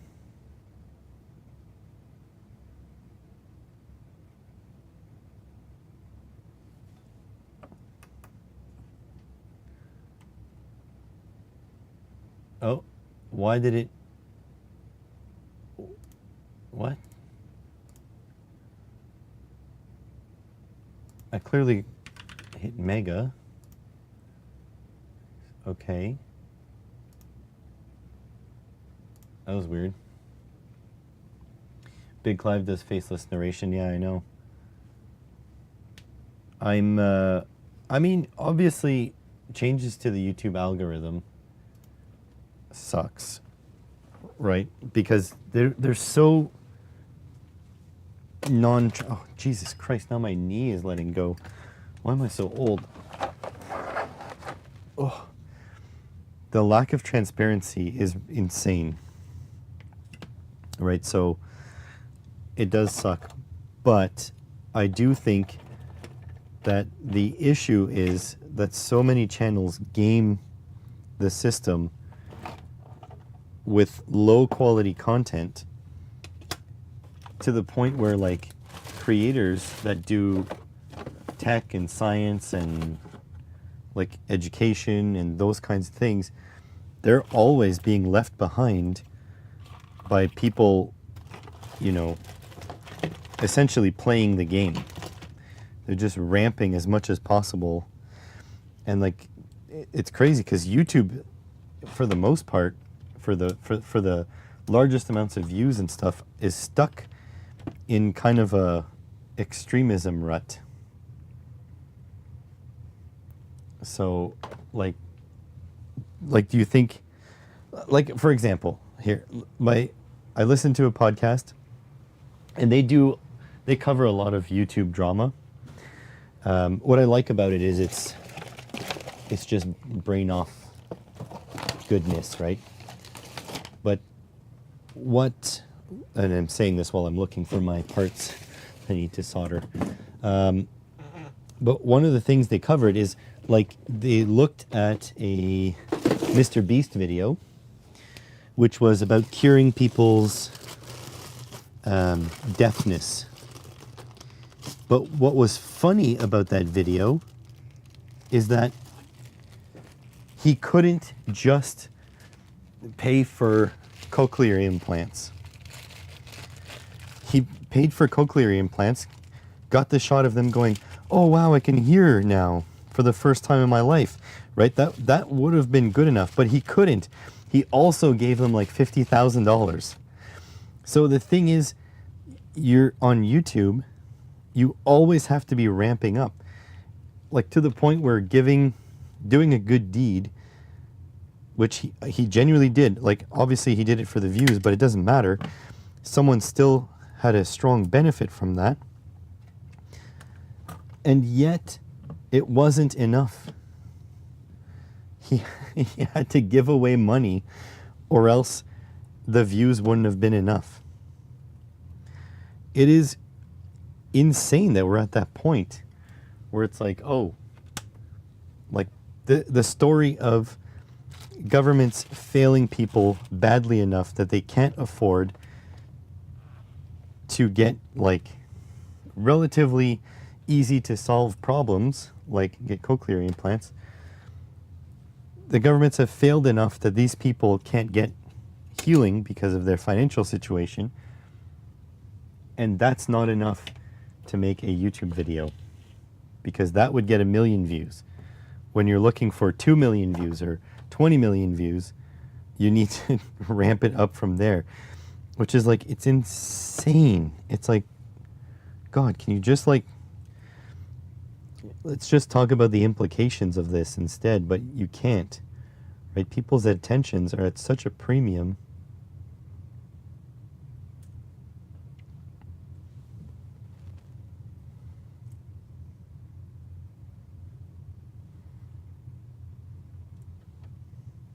So this is why, like, I mean, electronics creators, sure, we're probably not going to be huge channels, but I think more than that, like, educational channels, they don't have a chance. Science channels. And, like, I'm someone who grew up on Mythbusters, and it just saddens me that a show like Mythbusters wouldn't be grand enough for YouTube today.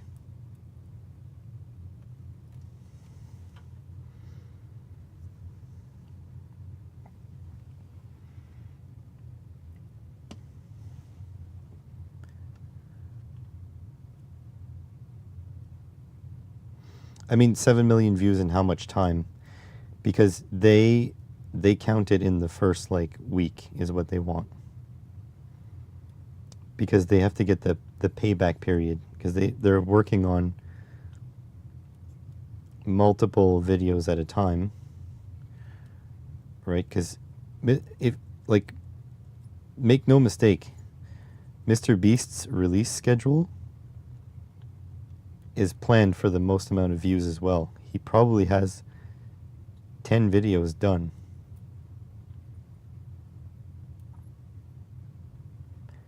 But he releases them in the order to maximize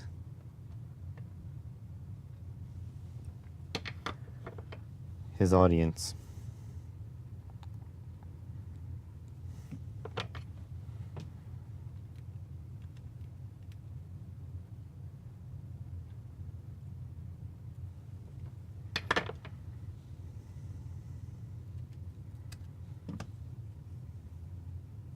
fairly straight. Oh, by the way, I got these 1, 2, 3 blocks, so we can check the squareness of our pins. Oh yeah, quite square. They will start getting. You'll still get views. Yeah, for sure. But that's all like throwaway views.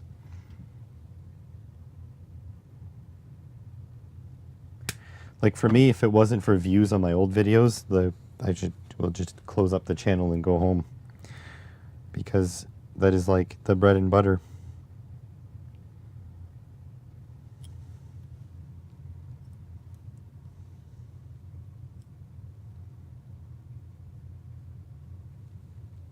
You got to be kidding me.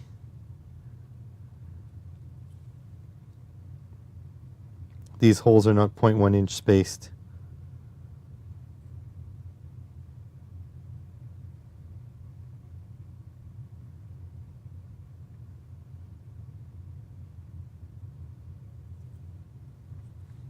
The hell did I do? Oh, nice selector.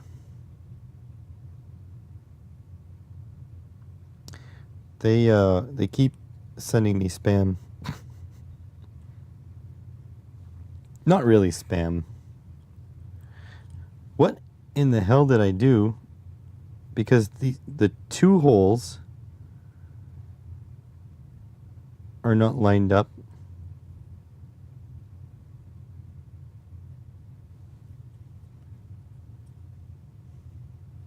So, like this one pair of holes is not 0.1. Is that 0.1 in the middle? Yeah, in the middle is 0.1, but these aren't 0.1. Oh, it's okay. So that was a mistake because I have test points. I put test points left and right, but really this is VCC and ground. So I made a mistake on these.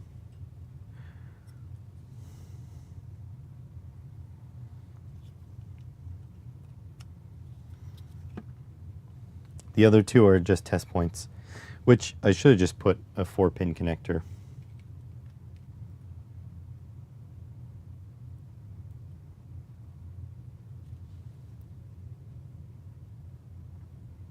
So yeah, oopsies indeed.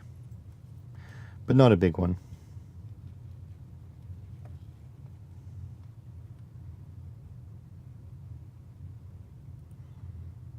It's a test point so you can solder on wires.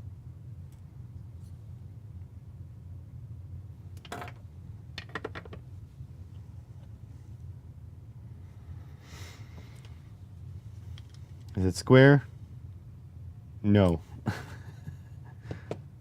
Non-through hole test pads. Yeah, I like the through hole, because if you have a thin wire, you can put it through there, you know, through the hole. Okay, so let's hook this up here.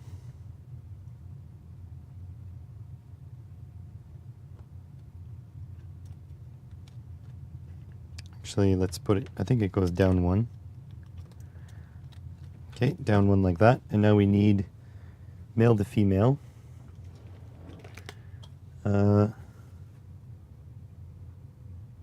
Square for negative. Yeah, maybe I used the wrong pad for that, but whatever. It is what it is. If people don't like it, they can make their own. How about that?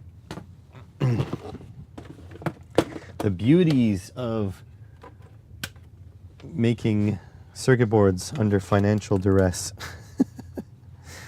All right, so let's take some relevant colors because we're going to use them for the video anyways.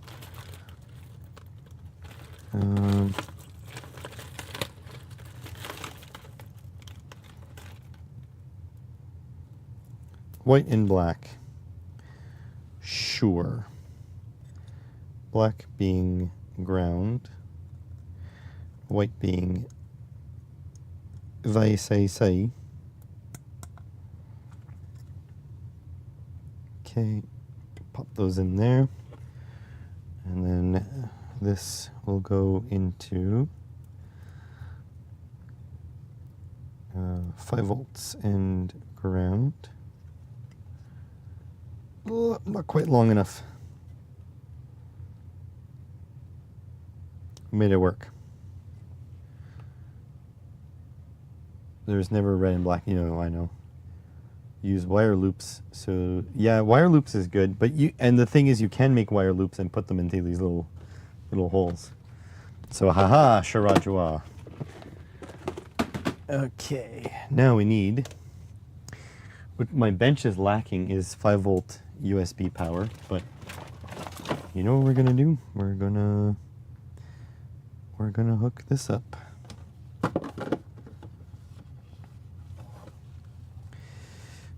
Okay.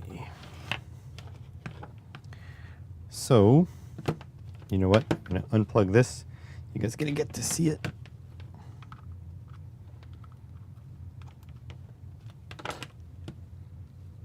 It's on. Yes, it's on. Okay. You all ready for this?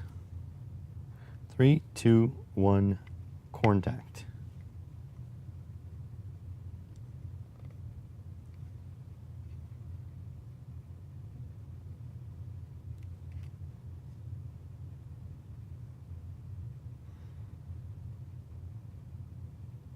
There we go, the code works. Now it won't go through all of them. The reason for that is it's a double header.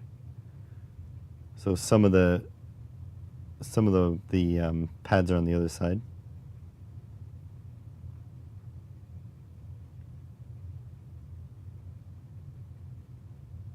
Something happened there. Didn't work. Some of the upper ones don't work. Green, blue. That one didn't work. Pin 3 didn't work.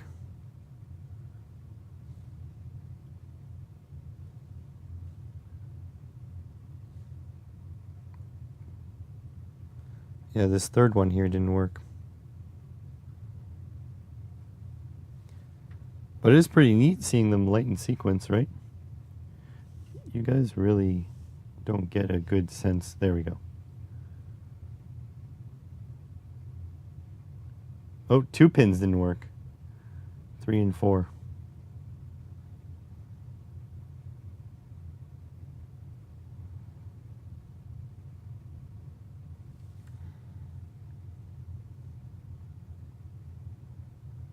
Okay, so let's start troubleshooting. First of all, do we have our LEDs in the correct orientation?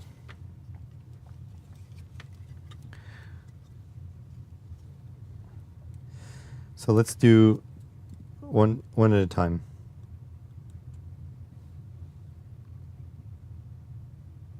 Works. Works. Doesn't work. Works. That one doesn't work. Okay.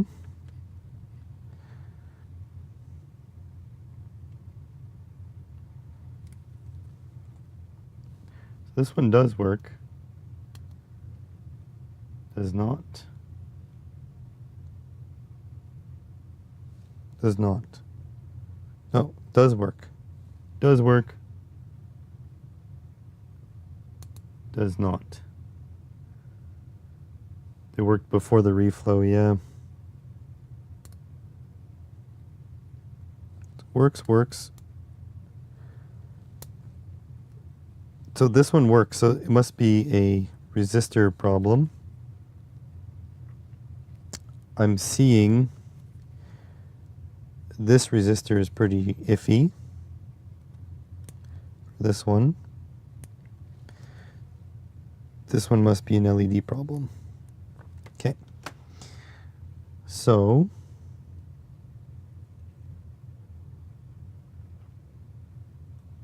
yeah, I'm seeing this LED is kind of off to the side a little bit.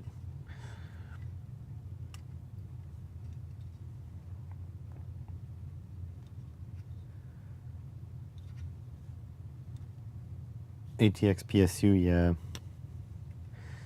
I'm constantly looking for one on the side of the road. Because to buy one seems pretty wasteful. Okay, so this is the LED that's canted off in a weird direction. So that's probably the issue with this one. And this one has a resistor that's canted off. So I think our issue is much more likely to be a soldering issue. All right, let's grab these. So just to bring this up a bit. 10:15 already. Well, the fan, you can always pull it open and put a modern fan inside.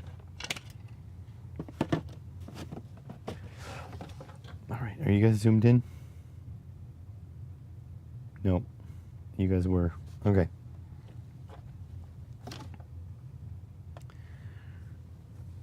Okay, so this LED and this resistor.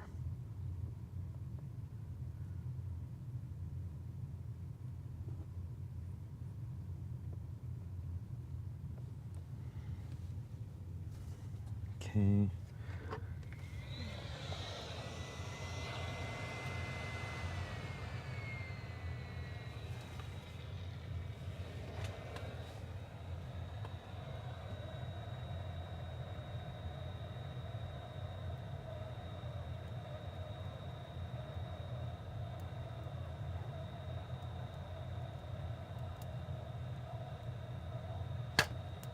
Jesus. Something moved to the side of me and scared me.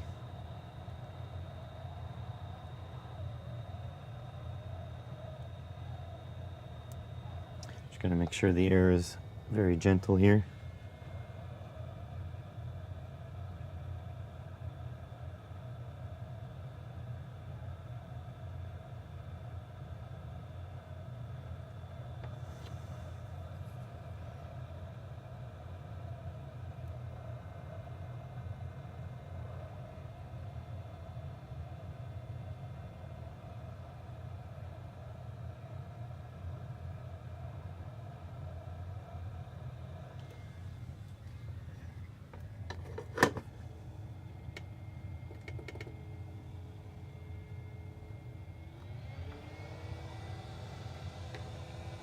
Okay, let's take a look at that.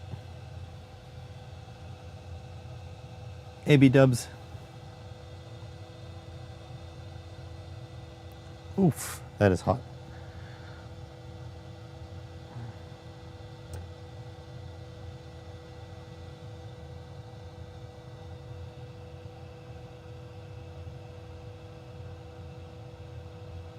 I'm not sure if my resistor placed itself, but we're going to check.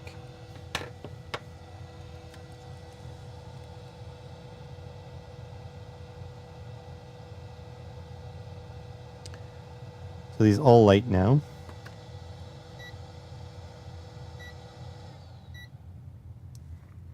Let's just run it back again. Let's see if it works. This is still very hot.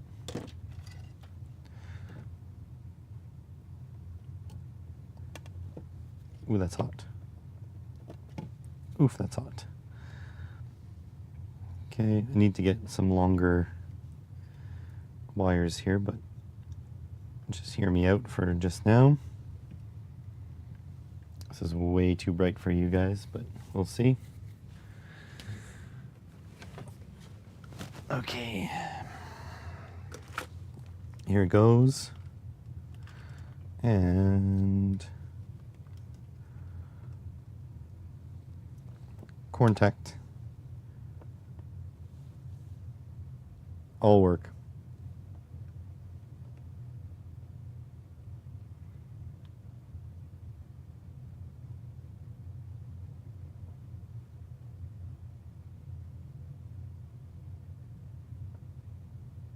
That's it. B-dubs. Think of the Minecraft YouTuber. Oh. I feel like I might be too young for Minecraft. Or too old for Minecraft. It was not really part of my generation, so to speak.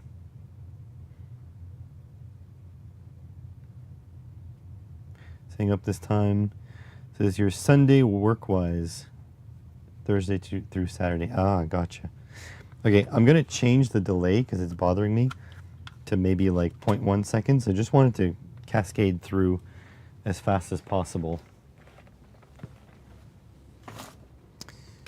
But, so we've done one. We're going to have to do another. Never too old, 50 plus. So, I mean, I'm not saying that it's for children. I'm saying like it didn't hit me. Like it wasn't, it didn't feel like it was something I was interested in. And then since I've played Terraria, and Terraria is a freaking awesome game, and I feel like I can't go, I feel like going from Terraria to Minecraft is backwards. Could be wrong, obviously. All right, so this is 0.1 seconds.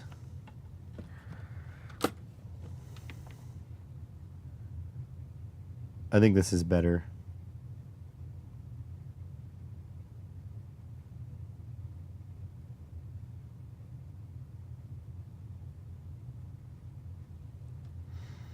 So I think this is a nice, easy way to make sure all your outputs are working. And you can also like wire these over to a breadboard. So it's really up to you. But I'm going to make a couple of these. So the next one, the goal is to have green here and red here. What do you think is... Okay, for red, green, which one is positive? Let me put a...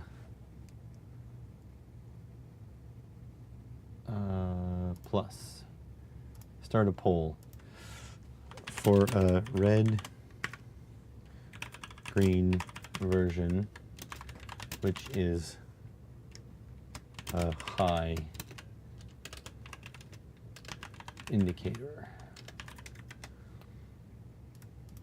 Red, green.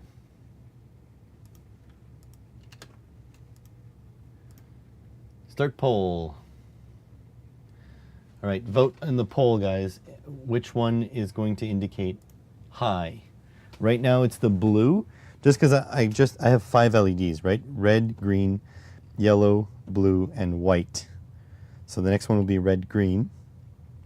This is the example of what you could do instead. You know, you can use whatever colors you want. So pick which one should be the high. While you guys do that, I'm gonna go have to take a tinkle. So you guys can watch this go, but you guys can't watch this go because it's too bright. It's too bright. What happens if I shut this? That's better. So you guys can watch this go because I'll make a coffee at the same time.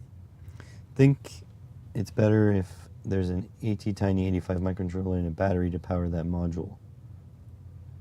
Well, the point of this module is to test all your microcontrollers with it. But the thing is, all my designs are open source. So if you have a better way to do it, that's the beauty. You can just do it. You don't need me to make you your stuff. You can make your stuff. Be right back. Coffee. Put this in the shadow. There we go. Be even better if I can turn off these lights, but whatever. It is what it is. Oh, the coffee is non-visible now. God, the things I have to do for you guys.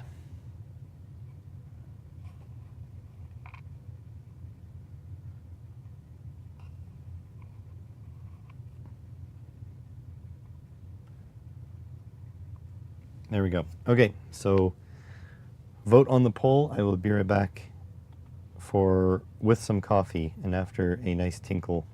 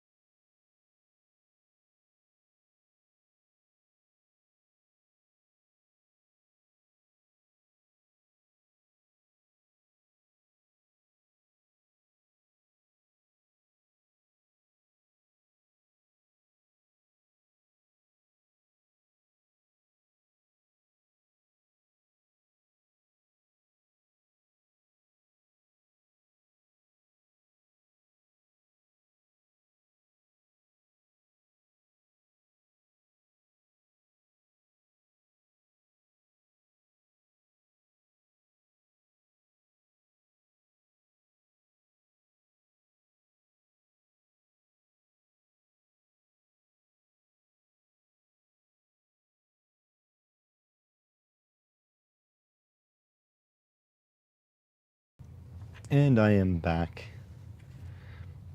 Guess who's back? Back again. Dan is back. Share his channel with your friends. Guess who's back? Guess who's back? Guess who's back? That's me. Oh, multimeter freaked out. Thank you for the warm welcome. Now we gotta get this shit show cleaned up. Film an intro. Explain concept. Solder another one. It seems like green is indicating high. And yeah. Oh, who's number one? Oh, Gerald is number one. Gerald. Gonna have to start tracking who's number one off all my streams and send you guys a t-shirt or something. Did I make I think I made a post asking you guys if you would be interested in stickers, right? And I think the overwhelming majority was like, nope.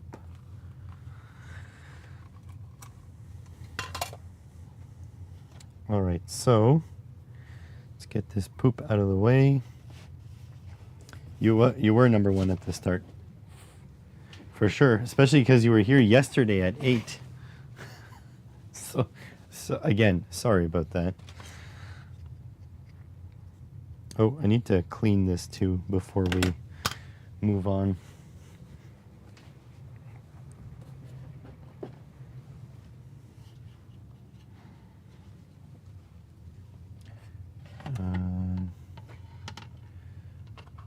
You're up to 3.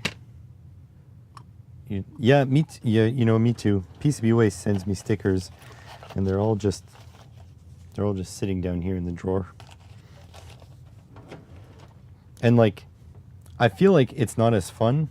Like I would give it to people, but I feel like it's not as fun to give away some other company's stickers. Like, I should have my own stickers. All right, let me see if I can get the Windex without hurting my back this time.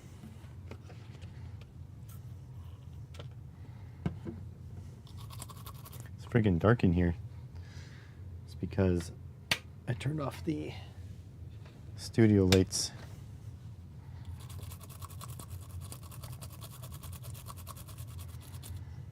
Just watch this destroy the board.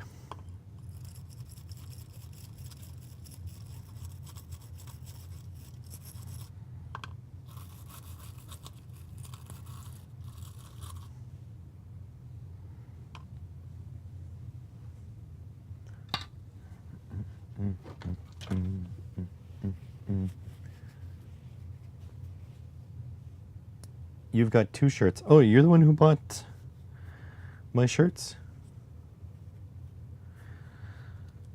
I think I only sold 4 in my whole career. I'll probably end up shutting down the Teespring store. Nobody buys anything anyways.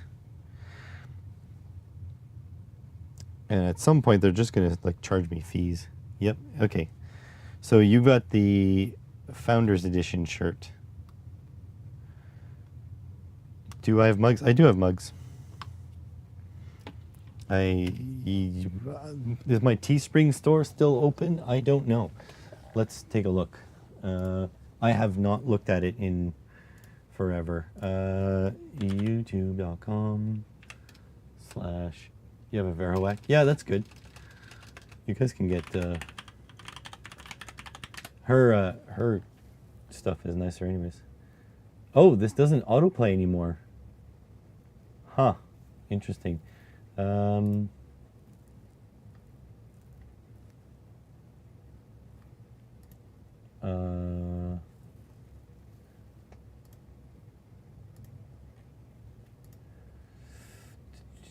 Wow, I was not good at the marketing stuff back then. This one?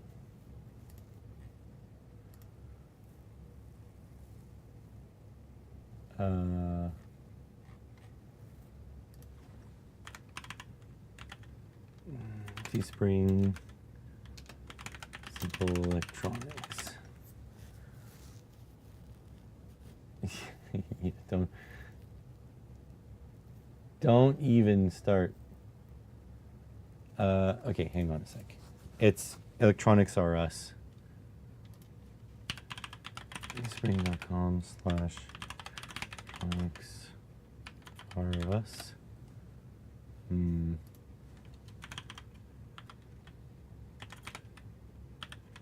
Let me see.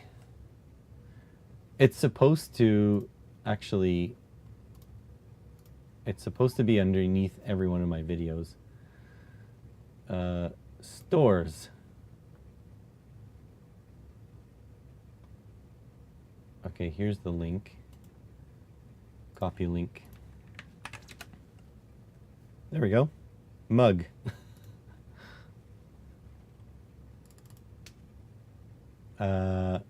Jesus Christ, they're expensive. I'll tell you, I lowered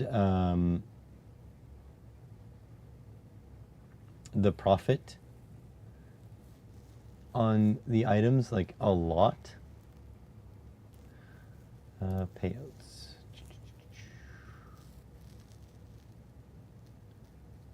Yeah, I sold 2 shirts. So yeah, I sold 2 shirts and I made like almost nothing.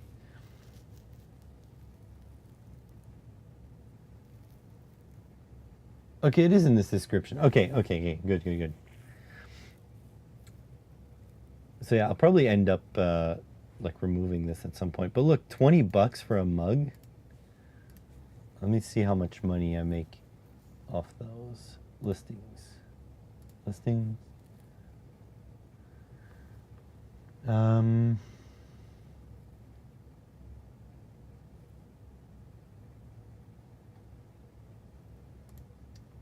Logo mug.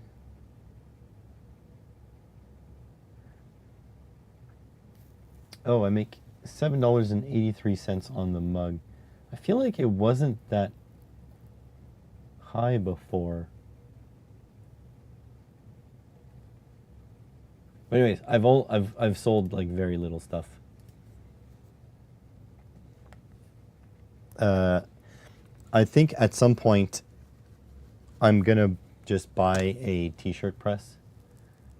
Uh-oh, am I dropping frames?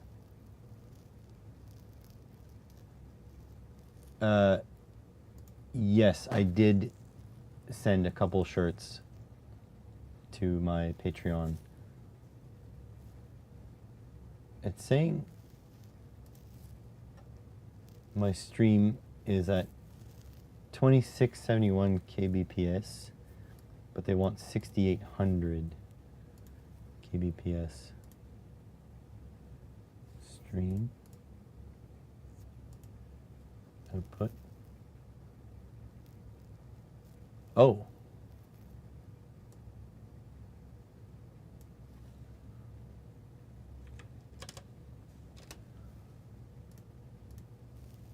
Let's see if that does any better. I just increased the kilobytes per second big time. Task manager. Whoop. Move this over here. Performance. Okay, GPU is doing some heavy encoding now. All right, so now we have higher bitrate stream. Yeah, I sent a shirt to like the northern countries, the Nordic countries too. So that was nice. Cost me a lot in shipping, but that's okay. I wanted it to be hyped. And my limited edition shirts are now off my store. View store.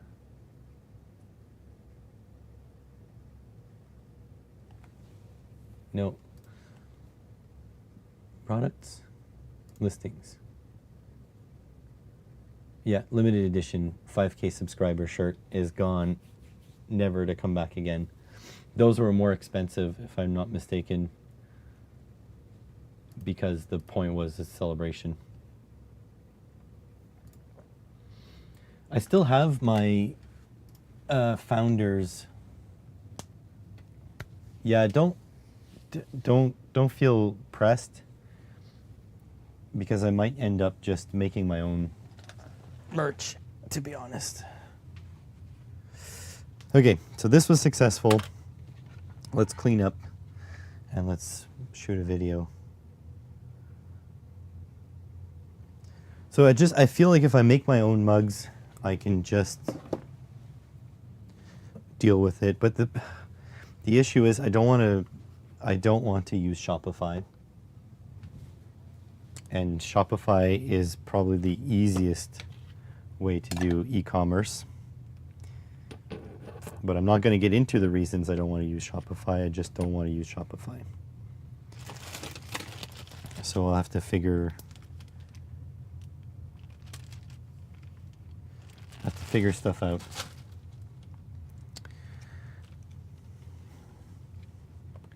I think if you're Canadian, you probably know why I don't want to use Shopify, but I'm going to leave it at that. They are a Canadian company, and I'm typically all for Canadian companies. Yeah, the mug is expensive. Everything's expensive, man. And the thing is, I bet you there's shipping on top of that. And honestly, like, Gerald is in Canada, so I may just, I don't know. Let me just think about it. I'm not there yet. Because I feel like I could find an AliExpress supplier and just buy like 20 mugs. You can buy a mug presser, or I can just buy 20 mugs already made from AliExpress supplier, and then you probably get the exact same quality as that store, but it would be cheaper and I would keep more profit. Because shipping is a little bit brutal from Canada. But I kind of don't want the mugs to bring in a shit ton of money. I would just, or the t-shirts or whatever I end up doing, I would just want it to just go to my subscribers, my viewers, and they could just wear it. Like, I just want people to be happy and have a shirt or something. Tesla exiting Quebec. Ferry falls into water with driver inside. Crazy video. I think the one of the major flaws of Teslas, aside from the fact that they're made by the muskrat, is that a lot of owners don't know how to open their doors manually. There is a manual release on the doors, but unless you've looked it up, you don't know it's there. Where the hell's rubber bands when you need them?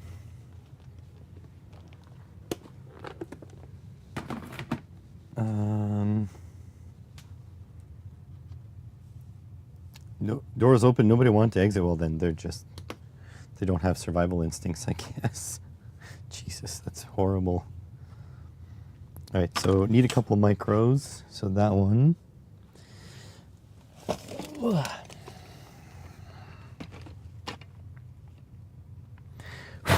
This microcontroller has been through the ringer.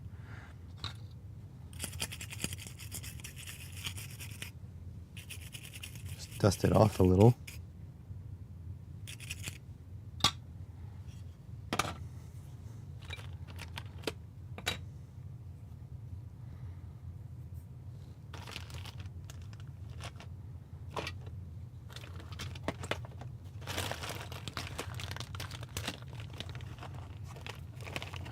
Let's grab a Pi Pico. That should be enough microcontrollers. That was the entire comment list. Yeah. Oh, did I say hi, Peter? Did it? You just came in? Anyways, hi, Peter. And again, like if Peter wanted a mug or something, you know what? I'd probably give you live stream. If my wife is listening to this, she's going to be so upset because I keep complaining about how I need to earn more money, but then I find out ways to give up money. So I was about to say, and I probably will say it anyways, for your live stream viewers, if you guys wanted merch that I would make here and send, I would probably give you guys a discount code. Which my wife would be like, that's nuts, because these people want to support you. If they wanted merch, they would want to pay full price. But it's like, I just, you know how I want to make money? I want to make money by sponsors paying me so that viewers who aren't rich can just enjoy. You know what I mean? Maybe I'm wrong on this. I don't know. You guys let me know. All right.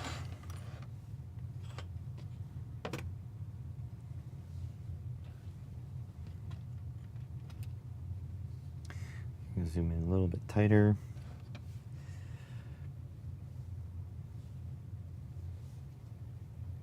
Oh, I need my microphone for this though. That was a close one.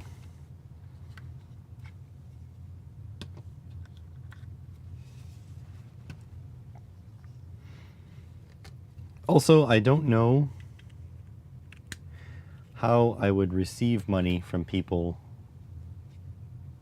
to, like, if I sold mugs. Because the easiest way would be PayPal. But PayPal requires you to verify your identity. And it requires you to use, like, your first name, last name. So if I used PayPal, you would know my first name, last name. Which is kind of not something I'm up for at the moment.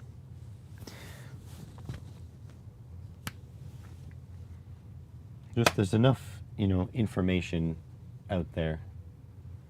I don't want more. All right, testing. Is it? Yeah, okay, it is working. All right.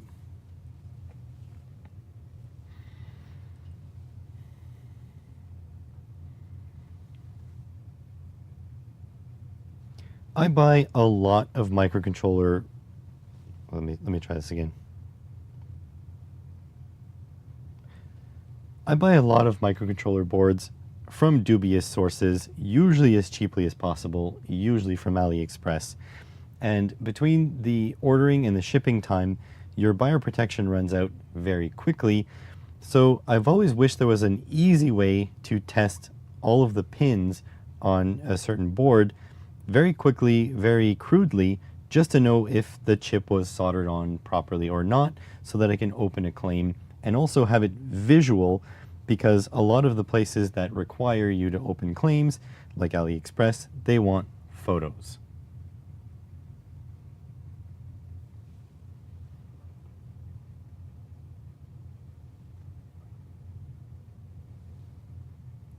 Been there, done that for what? Oh, the live chat stuff. Sorry about my slurping. That was really rude of me, but God, does coffee ever hit different?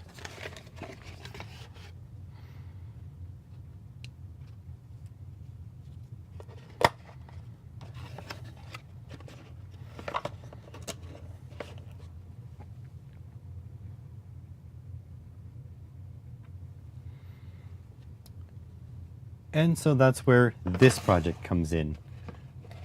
PCBWay sponsors me, and I use their services to make a tiny little board, which you can get for really inexpensive in the link below, that simply houses a series of LEDs, and you can just put into the pins of your microcontroller, run some simple code just to check if the pins can output stuff, you know, sink current or source current. So let me explain to you what this board is.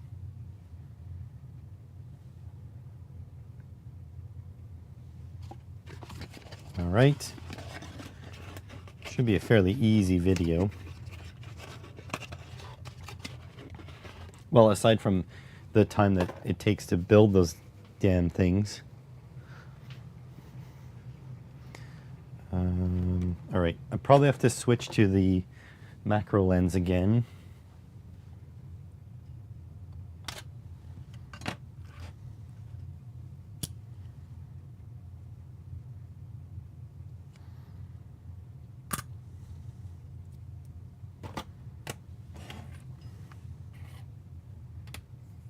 All right, let's, is this off? It's on. This is off. I hate switching lenses. Switching lenses. I really don't have like a lens shelf that I can put them all in here. And there's such like fine features on the back of the lens that I really don't want to rest it on. I should really get a cap, but I don't know where all my caps went.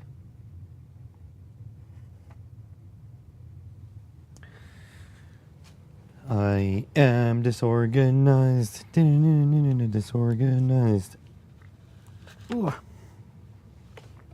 Put this bad boy back up on there. So you get some glorious macro shots.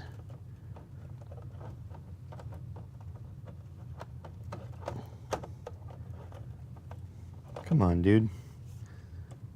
Work with me. There we go. All right, like this. Lens caps have a habit of walking away, yeah. Can you, Franco, can you add to my shopping list, please? Can you put on like a Nikon rear lens caps, please? Probably just order a 10-pack and be done with it for a few days.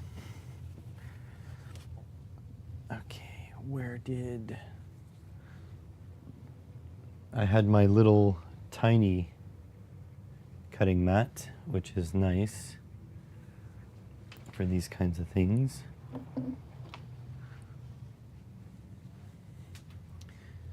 Someone needs to tabulate all the time I waste looking for stuff that should be placed somewhere obvious. 3D print another cap? Yeah, I can. The problem is the cheap ones from AliExpress fit really, really well. And to get mine to be toleranced to the right fit is so much more messing around. And on top of that, lens caps are a valid business expense. So I just deduct it from my business profits. Like all like production stuff. I mean, the old me would probably try to tolerance one, but honestly, these days, time is at a premium. So just order stuff. It's like I don't know if you guys probably watch Dave Jones if you're here, but Dave Jones always says, you know, don't waste engineering time building a power supply, for example, because power supplies already exist on the market. So just, you know, spec one and put it in your BOM. BOM, YouTube Raiders, for those of you listening. Same thing, like for like a 50-cent lens cap, I probably wouldn't bother. All right, and away we go.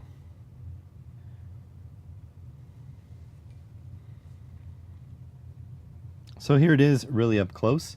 So all you have here is a row of pin headers. You can use male or female. I'm probably going to use male, and they're going to be facing down, away from the camera, away from your screen right now, because then you can either pop them into the female pin headers on your micro, or just pop them into a breadboard and, you know, wire it up to the micro. And then over here you get a row of LEDs, you know, cathode towards the line, and these are 0603 size, so they're very, very small. And these will be to indicate a low on your micro. Over here you have a row of LEDs. These ones will indicate a high, still 0603. And then over here I have resistors. So the first row of resistors is for the first row of LEDs.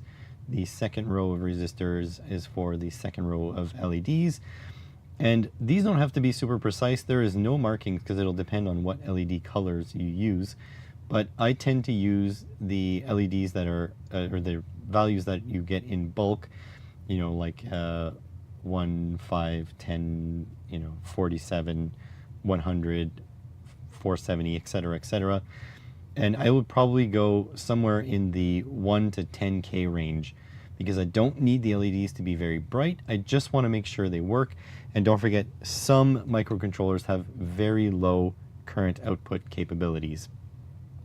Then over here you have a VCC and a ground.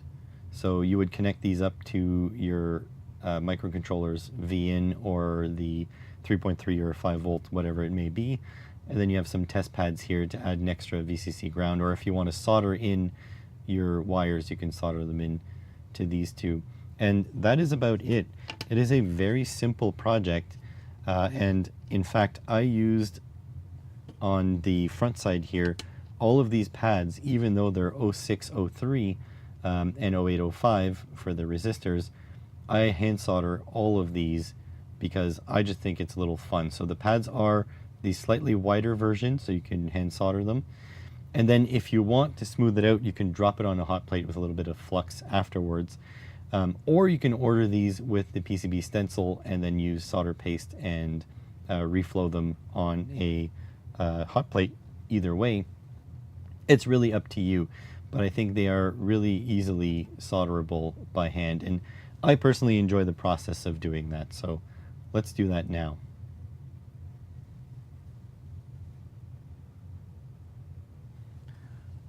That's good. Thank you, Franco, for doing that. So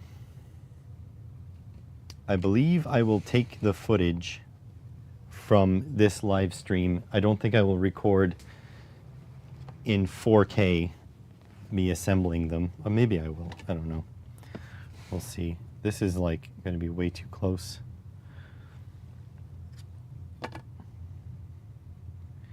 Way too close. I have to zoom out. Who likes to torture me? I kind of do, to be honest. I find soldering relaxing. It's a nice brain off task.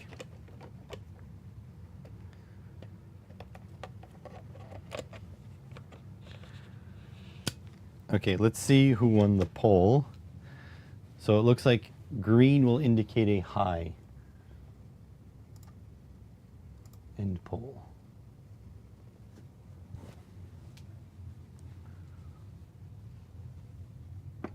So everybody who voted got their votes done. Those who didn't vote, you get what you get and you don't get upset. Okay. See, live capture this. Oh, it's got a lens cap on it. Zoom out all the way. Zoom in a bit. Can we focus on that? We can. So probably, oof, I don't know if I do want to record this in 4K, but I mean, it is what it is.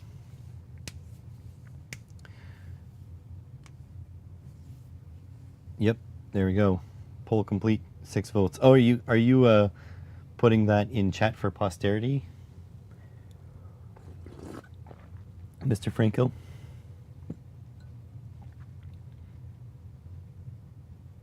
Red, green. Green. Haven't watched this show in a long time. They're all available on YouTube. Speaking of, we spoke about cheesy shows earlier. Red Green is very cheesy. All right, let's see if I can adjust. Yeah, there we go. So you guys can get a little bit better view. For people who watch the rerun, excellent.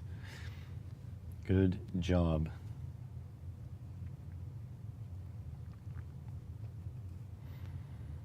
All right, so I'm going to record.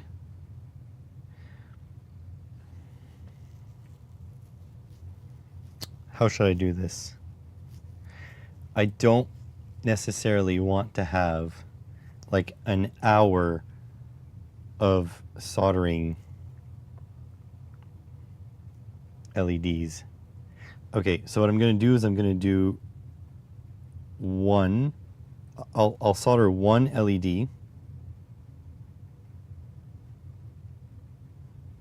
on each and then come back, because it'll be way too much to watch the whole thing happen. Like way too much. All right, so green will be on this side. So let's start with green.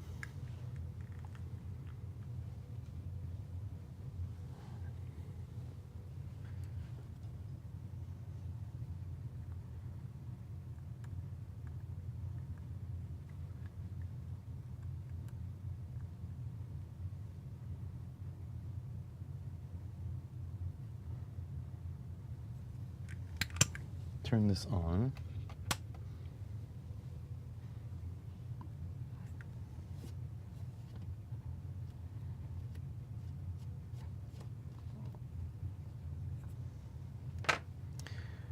Actually, I'll get the red as well. I put one of each, and I'll just show the whole process of how I do it.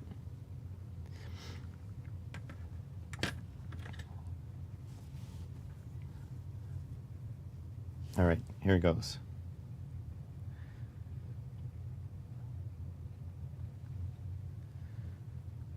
All right, so here's my process. I'm not going to show you the whole thing, but I'll show you one row, and then I'll bring you back when it's done, essentially.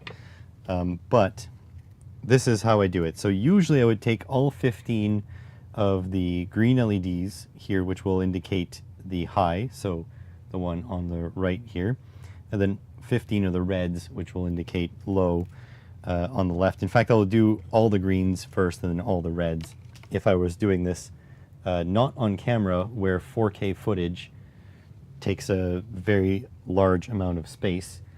Then I'll use my Kaiweets multimeter. So this is the HT118A, 118E, sorry. And I'll put it to diode check, like so. Sorry, it's out of focus, just too close to the camera. And then I'll take my tweezers.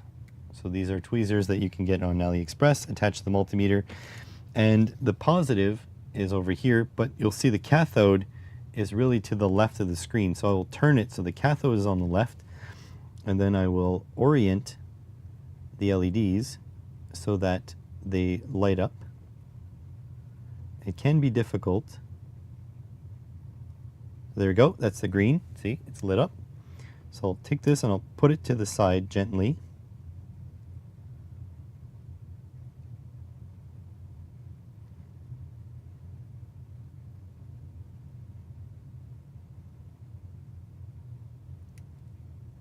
And just pinged off into outer space. So we're going to try this again. Oh, here it is. It went flying over here. Oh, and I just dropped it. I don't know where it went. You have to separate it, the LEDs from the fly shit. Yeah, I mean, video production, it is what it is. It be what it be, and you can't really do anything about it. All right, try this again. All right, so I'll just show you a little demo of All right, I'll just show you a little demo about how I put these together. So usually I would take out 15 of one color. So this is the green here. I would start with one of the color LEDs. If you notice, the cathode is on the left here. So I would line up all my green LEDs using a multimeter set to diode mode. This is the HT118E. And then I've got these clips that go into it. And you'll see there's a positive side and a negative side. All I do is I align the negative side with the side the cathode is going to be on the board, so towards the left. And then I would grab my LEDs from a pile here, and I will pinch them until they light up. You know, that didn't light up, so I need to flip it around. And I will pinch it again. Oh, it lit. And then I'll take it and put it to the side where they're eventually going to be used for soldering. See, sometimes it pings off into the distance, so you just got to be very careful with your orientation. Higher quality tweezer leads will be easier to do, but you know, you work with what you got. I'm also working on a silicone mat here, which is sold at most dollar stores as glue gun mats. Okay, so now got the cathode over on this side, and I would just line up all of my green LEDs, but since I'm only showing you one, I'm going to do my red LED as well. So here we go. Doesn't work like that. So make sure your multimeter has enough forward voltage to light those green LEDs. There's the red. Take the red and I'll place it like this. So now we know the LEDs are in the correct orientation because my cathode was to the left of your screen. Now I'll take my soldering iron and put with as thin of solder as you can. This is a little bit too big. This is 0.8 mil. If you've got smaller, you know, use smaller. I'll just put one dab. There we go. And one dab here. So this is on the anode side, but it doesn't matter what side. Usually I'm right-handed, so my soldering iron is on the right. So I would use the, you know, the right side pad. Then you got to carefully pick up your LED, and you have to line up very carefully, and then you'd solder one end on.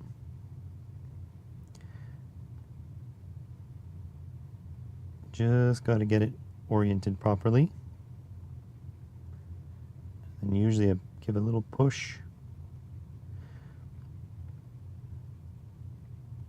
It's okay if it's not perfect. If you've got all the flux out of your solder because it took too long, it's still okay. It just needs to be tacked down there. Now usually I would do all of the same side of all the same LEDs, but again, this is just for demo. And then I'll tack the anode of the red.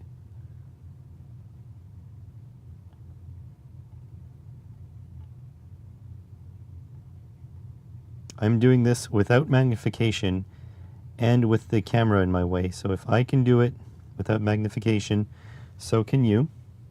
And I believe this LED is now sideways. You take a look at it. It is a little sideways. So I will again just go and gently manipulate it. So I'm about 30-ish centimeters away from my board here. So usually if you don't have a camera in the way, you can do this a lot closer up. So as soon as it's tacked, then you can spin it around. Because I'm right-handed, so I use my iron on the right. And then I'll just gently go and heat this pad up, come in from the top, add a little solder. If you got too much, it's okay. You can scrape it away and then clean your tip in your steel wool or whatever you use. And same thing here.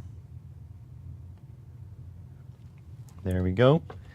And that is a good little solder. It doesn't look pretty, but doesn't need to look pretty. So now we're just going to go back to the multimeter, put it into diode test mode, hold the cathode, the negative, right, over on where the cathode is supposed to be. We're just going to test that our LEDs are not destroyed. That one works. And that one works. Now the next step requires the LEDs to be soldered on, so I'll just solder the rest and bring you back. You bastard, I wasn't recording this whole time. No way.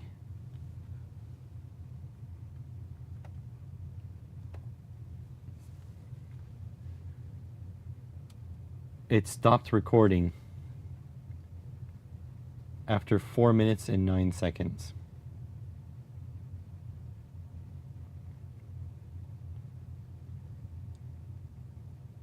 Alright, so I'll just show you a little... Oh, you bastard.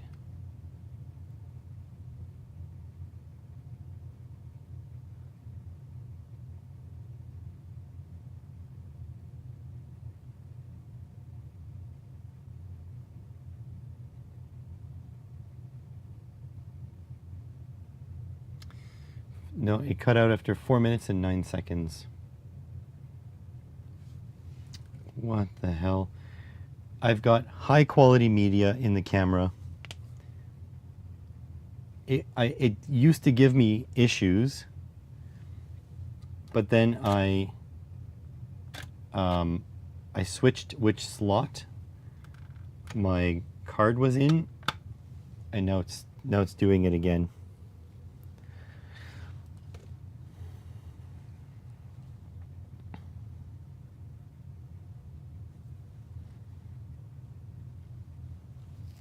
You bastard.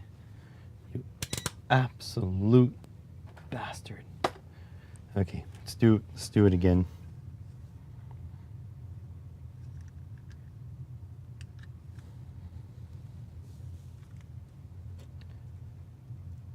So pissed off about that.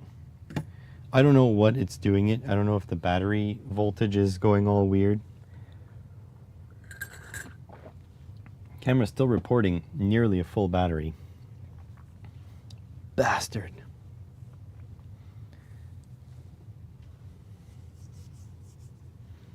Make YouTube videos, they said. It would be great, they said. Okay.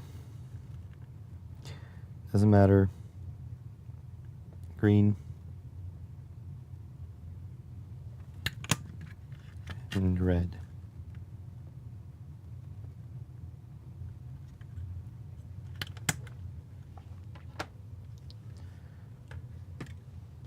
Bastards. So mad.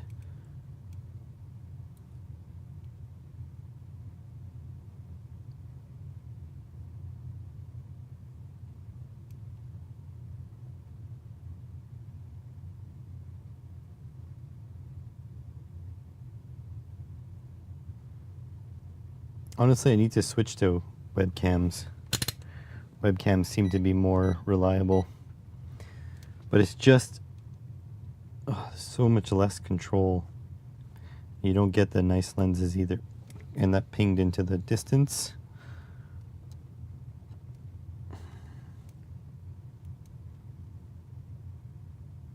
Green.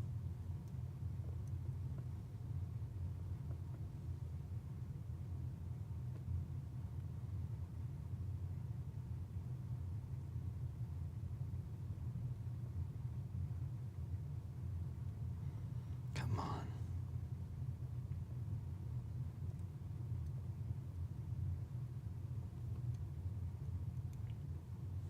Why will it not work now?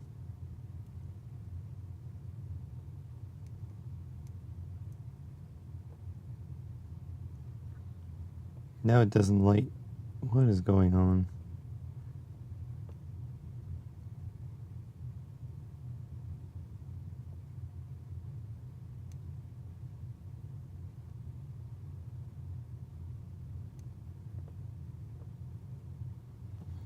Why doesn't it light? It's not working at all. There we go.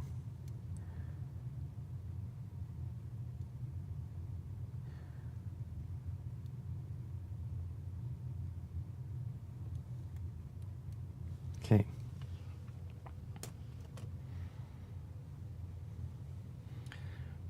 Just gonna hit record and see what happens here.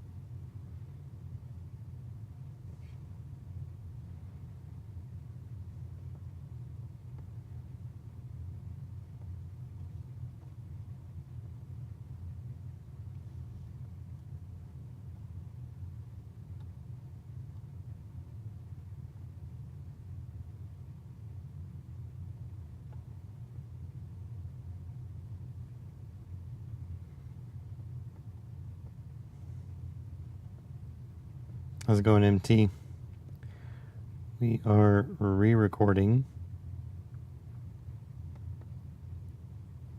because the camera had a conniption. The expensive new camera. So I don't know how much I don't know how much I lost when the camera stopped recording. However, once you've tacked one side, you can go back over, flip it around, tack the other side,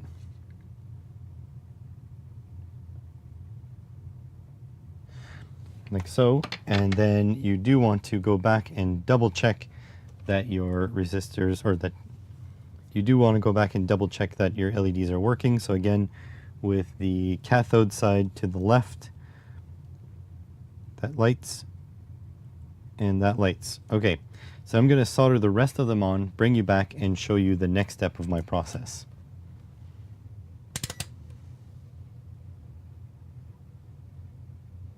There we go. Just shooting shorts right now, long content. Yeah, so probably my least favorite way to shoot videos is with a smartphone, because you have very little control over like the lighting conditions and stuff. I think you can use open camera and that's not bad, but then you lose all of the quality features of your camera.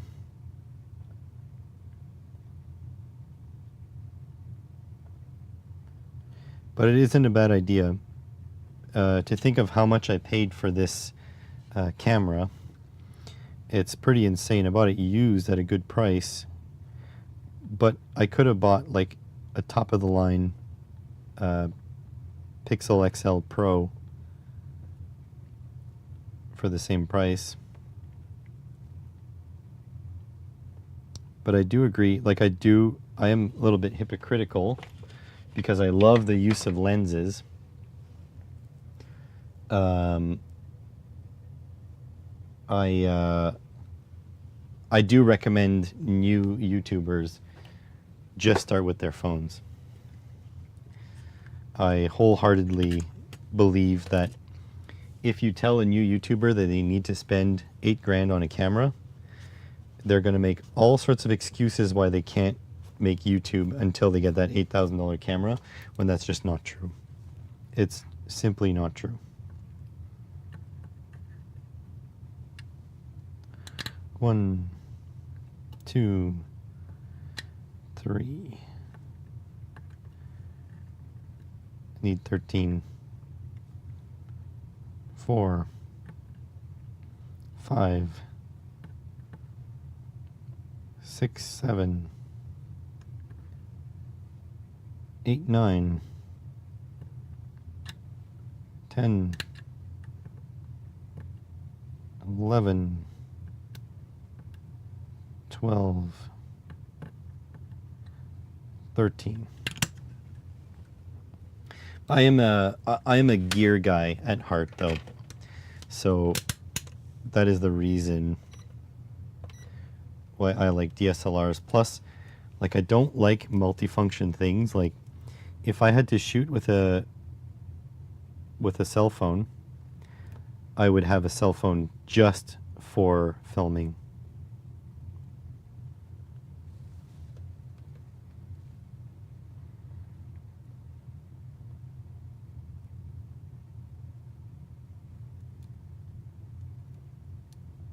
But the only thing I can promise you is that you wouldn't be able to take thumbnails like mine with a cell phone.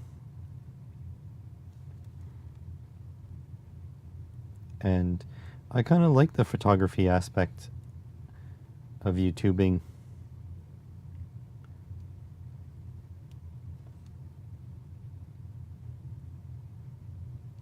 And I'm not saying that my thumbnails are the best either, but they're my favorite. I actually am really happy with my thumbnails. Yes, they don't drive engagement the way that thumbnails could and should, but that's fine.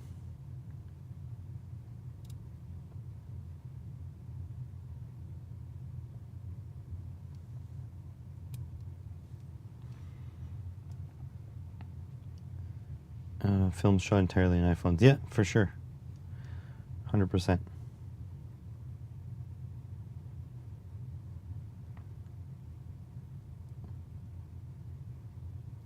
Thing is, you don't see point and shoot cameras for sale anymore. It's because you've got a much better camera than that sitting in your pocket right now.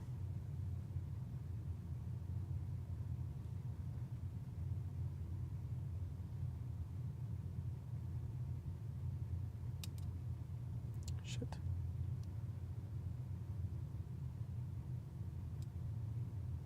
You lose focus for a second and your diode goes flying off into the cold blue yonder.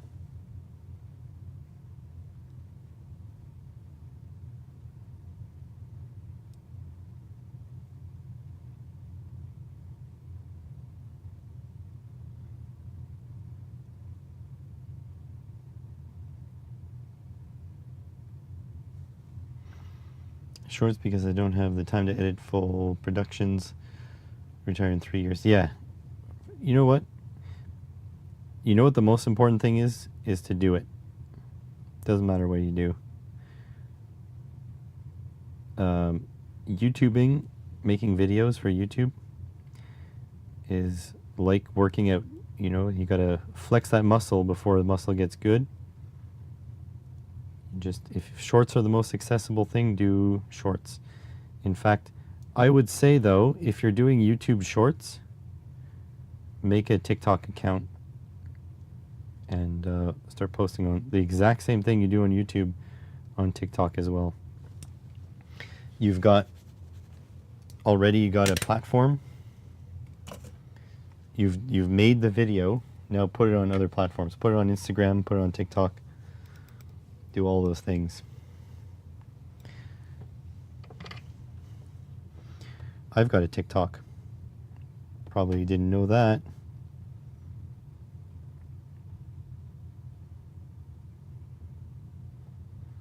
I haven't checked it in like a year, but I do have a TikTok.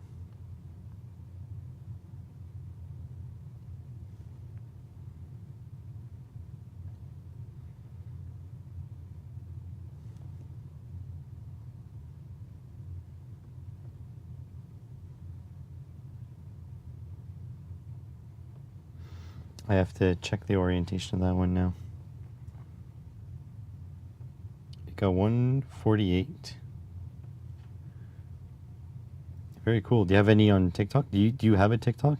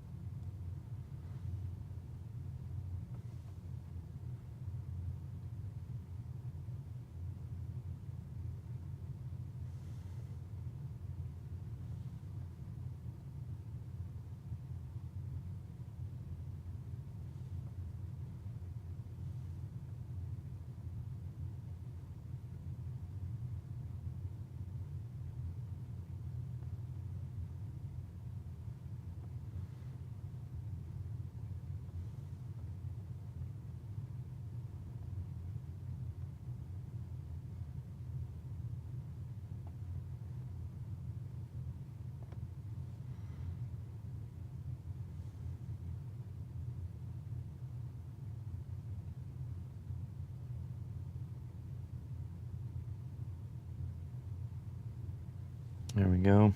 Not a TikTok fan. Maybe Instagram. Yeah, I get you. Like, as a creator, you kind of got to be everywhere, though. Like, I have an Instagram. I have a Twitter that I made before we found out Elon was a Nazi.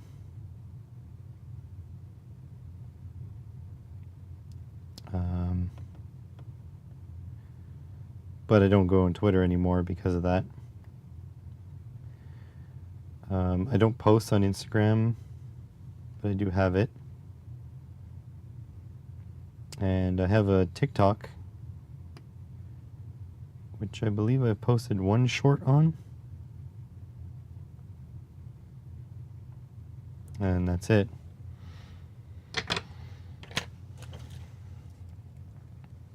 It's almost lunchtime, folks. May not finish this today. Actually, we almost guaranteed we won't finish this today. And if we don't, not the end of the world, because I'm off on Wednesday. So I'm probably going to do a live stream on Wednesday. Also have a guest for the podcast booked in on Wednesday. They didn't confirm recently, like they agreed a while ago. So I will reach out to So I'll reach out to see if we're still good to go.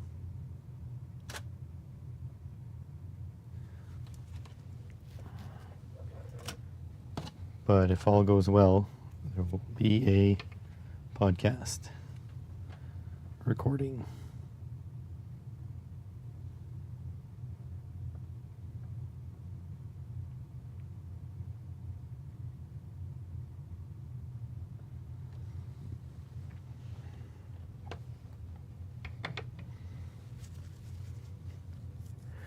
Or last year, your memory isn't doing well. Stress and lack of sleep. Get to bed. Yeah, I know it's easier said than done. My wife is in a similar situation. Lots of stress, and I believe the stress is contributing to having trouble sleeping, which then contributes to her memory not being great, even though her memory is better than mine.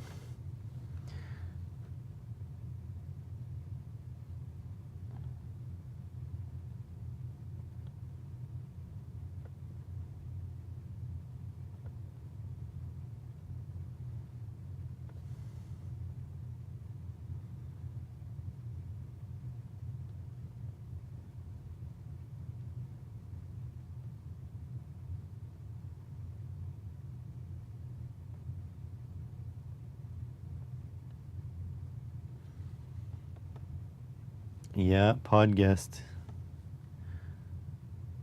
I don't want to call them out and say who they are.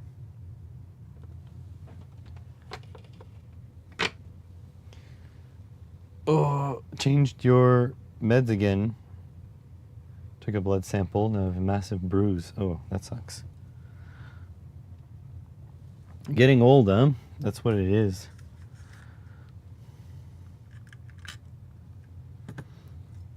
My parents are getting old as well. It's becoming more and more apparent.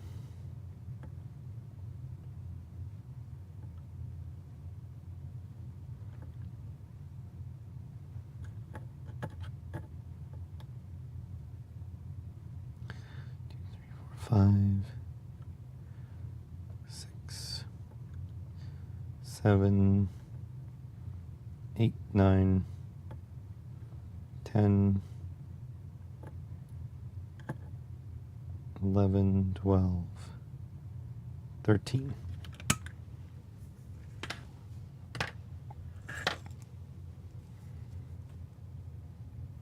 You're 57. That's not actually that old. I'm not far behind you. 37. 37? Wait. Maybe I'm 38. What year is it? I believe 38.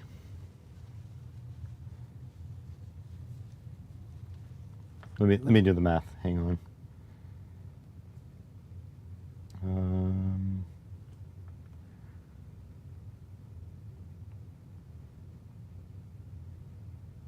No, 37. How's it going, Maxer? Hey, that's really good to hear. Thanks for saying that. I appreciate you. Oh, just as I freaking ping an LED into the distance.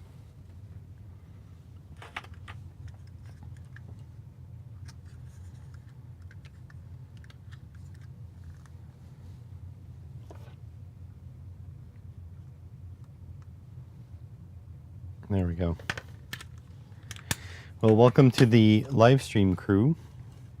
I would say live stream crew are the coolest individuals, followed closely by the podcast crew. And then the subscribers. Oh wait, hold on. Let me rephrase that.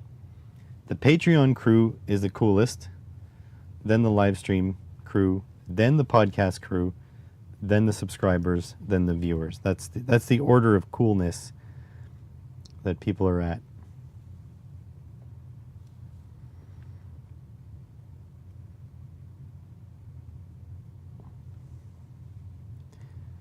I love my podcast crew, but the live stream crew are the ones keeping me sane or insane. I haven't decided yet.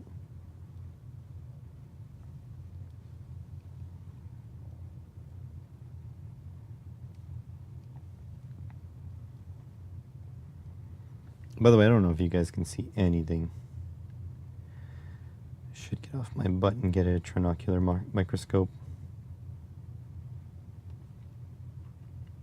Not being the coolest gang, yeah.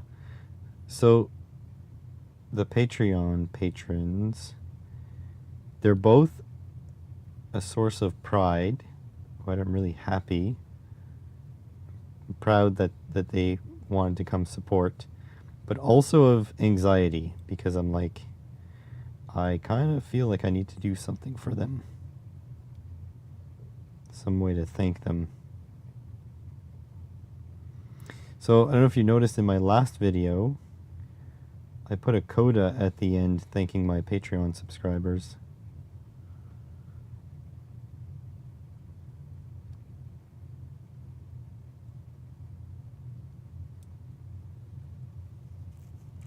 Coolness just adds to the 100% base coolness, which is given by watching your videos.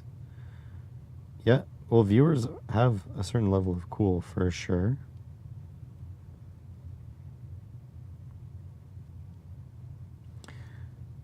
One, two, three, 4, 5, 6, 7, 8, 9, 10.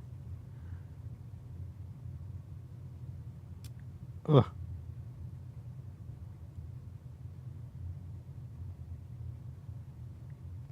$11, 12. Oh, come on. Oh, no.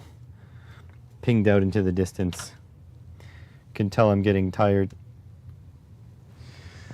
Oh, jeez.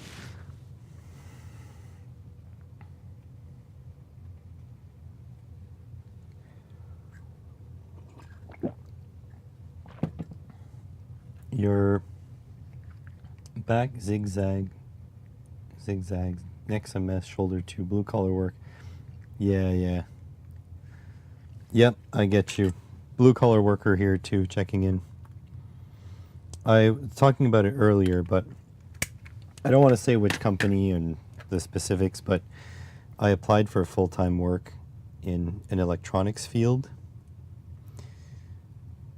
And I'm like almost fully qualified for the job position, but not quite fully qualified. But it's like, it's a big company I would really love to work for.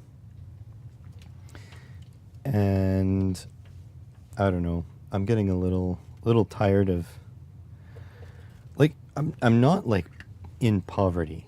Let me just be very, very clear here. But I'm not what I would call comfortable, especially with the ups and downs of the college.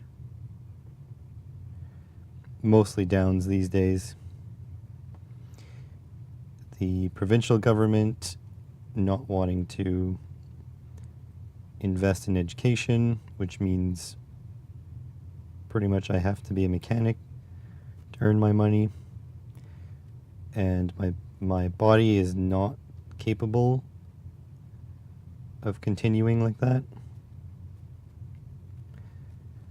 So as much as I would rather not work full-time, I don't really have a choice. Also, I have no savings, no retirement plan. So anyways, applied to a big company. It seems like they don't need like an engineer. It's more like a tech. I mean, we'll see, B-dubs. We'll see, because I do know a lot of companies use AI filtering, and so they just auto reject all of the applications that don't meet their minimum requirements. And like, I didn't meet a couple of the minimum requirements, like you need to know LabVIEW, and I'm like, I don't know what that is. So basically the goal, because the job posting isn't closing for another little while, I'm going to go find a LabVIEW course and join it. And so if they ask me about my knowledge of LabVIEW, I'll just be like, well, I'm working on it. Because I will be.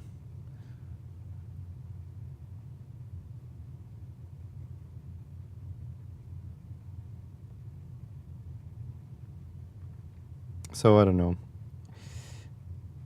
If I like it, you know, it'll be, it's not a lot of money. It's doesn't pay a lot at all. But it pays more than YouTube by a factor of 3. Maybe 4. So that's why they don't need like a super high qualification.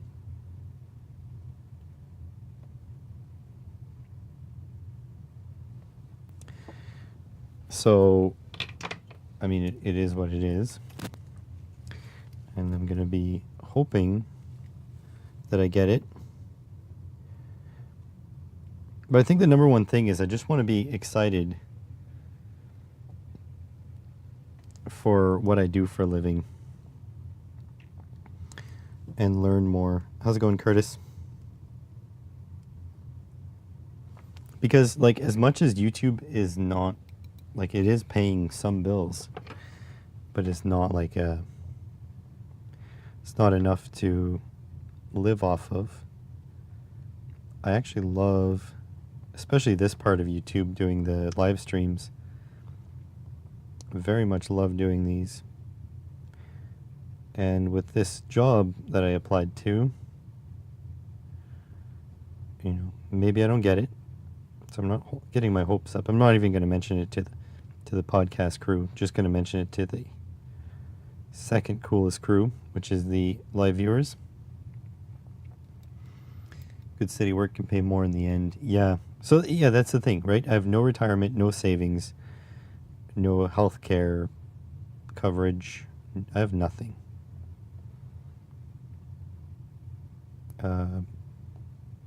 In fact, my country is rolling out a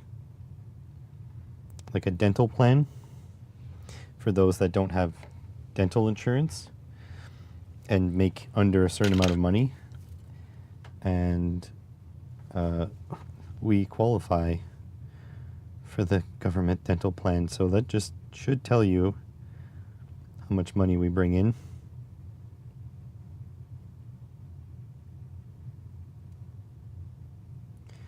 what was a big help is we were lucky, and my wife wanted a house a long time ago. So we got in the housing market when prices were still achievable. Now they're no longer attainable for most people. So we got very lucky that my wife had the foresight to be like, nah, I don't want to rent anymore. Because or else I would essentially have to go back and work as a mechanic. There's not enough, there wouldn't be enough money to be able to rent or to be able to afford a house.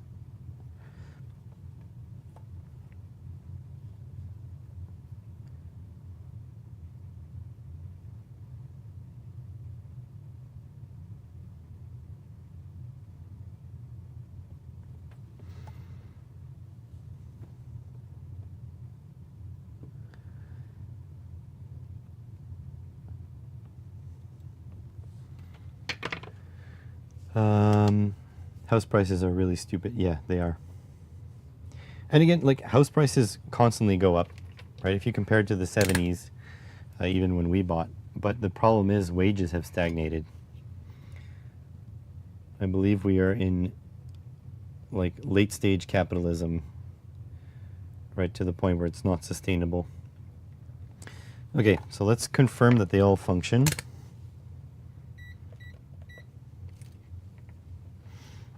Okay, again, cathode. Yep, yep, yep, yep, yep, yep, yep, yep, yep, yep, yep, yep. That one might not be soldered properly. Does work, but it seems like only when I get the pad, so I'm going to try to fix it.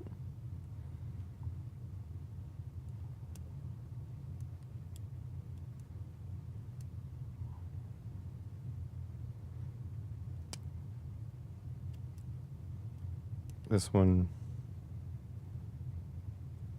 not working. Works.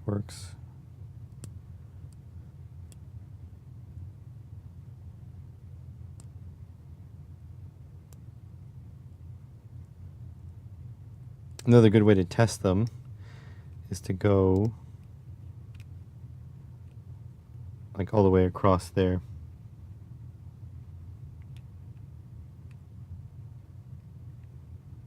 See, that one is not connected. Fourth one from the bottom. And that one too. Or it's backwards.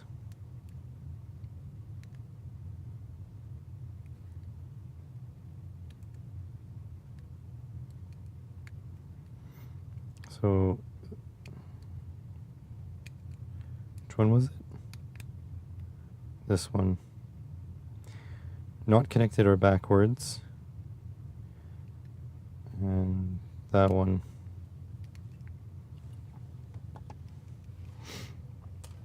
But I think I might just reflow it though. I don't know if that's really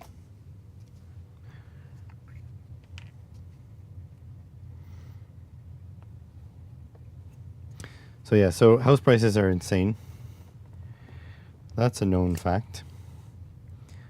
And essentially, like, I'm doing okay. Like, I'm working 3 jobs, mind you. But I'm doing okay. It's just that if I were to, like, again, like the college, I got lucky that the college wanted me back for one last hurrah. And they may get me back all the time, right? To teach math and computers to people that are not in my trade, but in different trades. So that could be. But the issue is that I can't rely on that.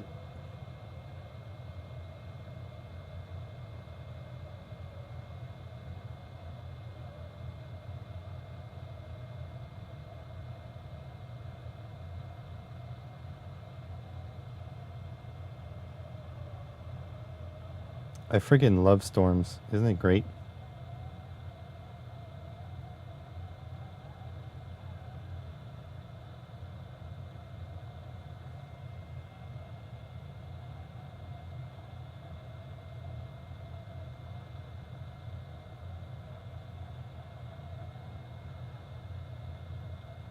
Hopefully that fixes it. This time we're gonna let it cool.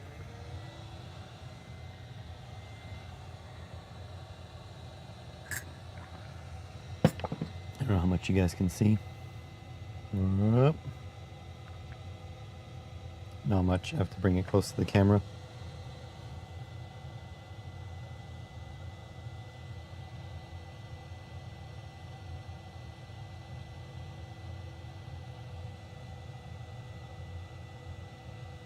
You don't have a outdoor space?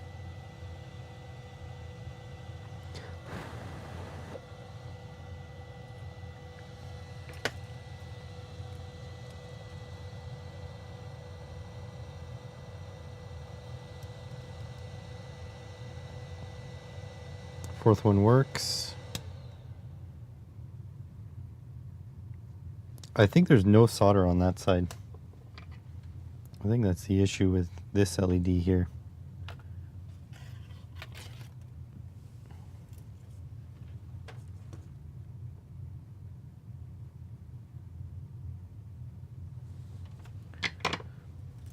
Let's see if that fixed it.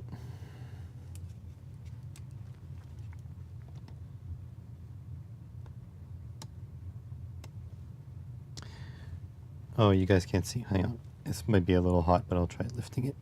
Oh. Okay, so lights, lights, lights, lights. Oh, it's crooked. It's sitting up. Should fix that.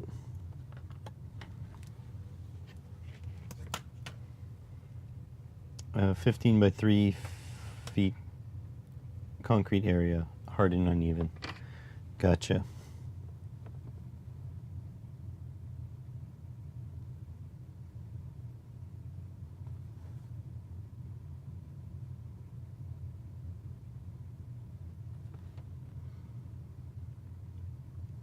It's been hot in England, right? It's been really hot in Canada as well. But it's been calming down recently, which is nice.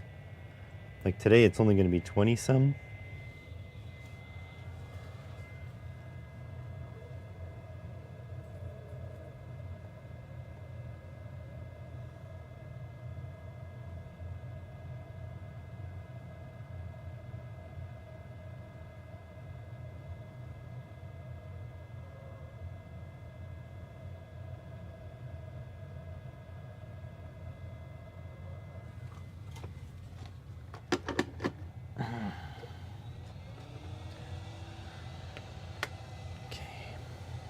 Hopefully that fixes it.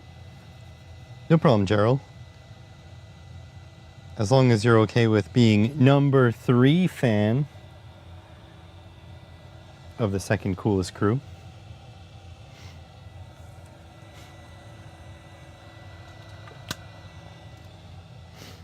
Let's try not to burn ourselves. Okay. Let's try this out. Works. Works. Works. Works. Works. Works. Still a little bit tilted. Works. Works. Works. Works. Works. Works. Works. Works. And works. Now you give it a big stretch to there. Flip the polarity. Get a big stretch to there. Works. Works.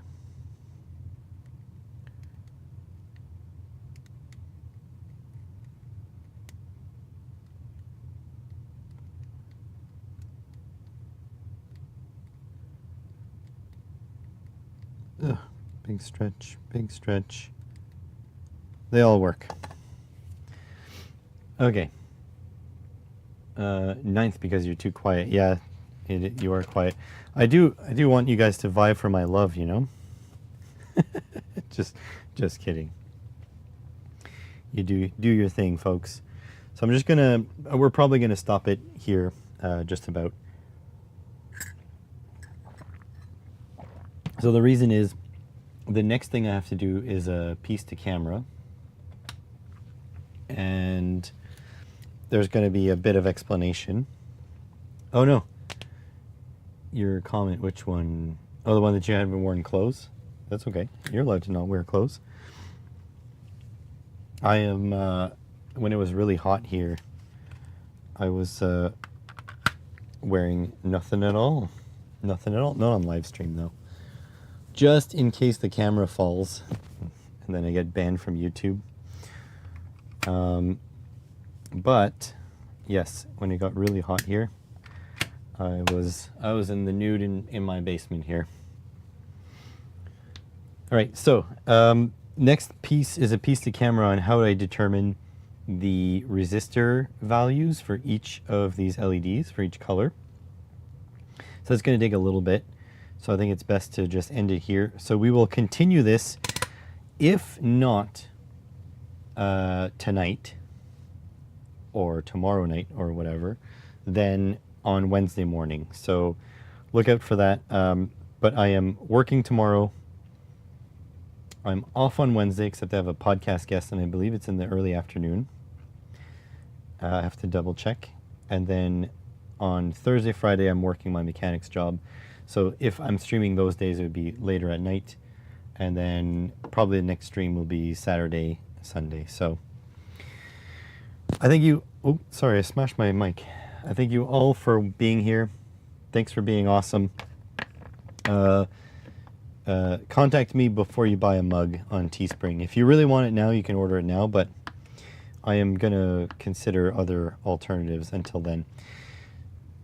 See you, everyone. Thanks for watching. I appreciate you all. Hopefully I'll catch you guys on the next one.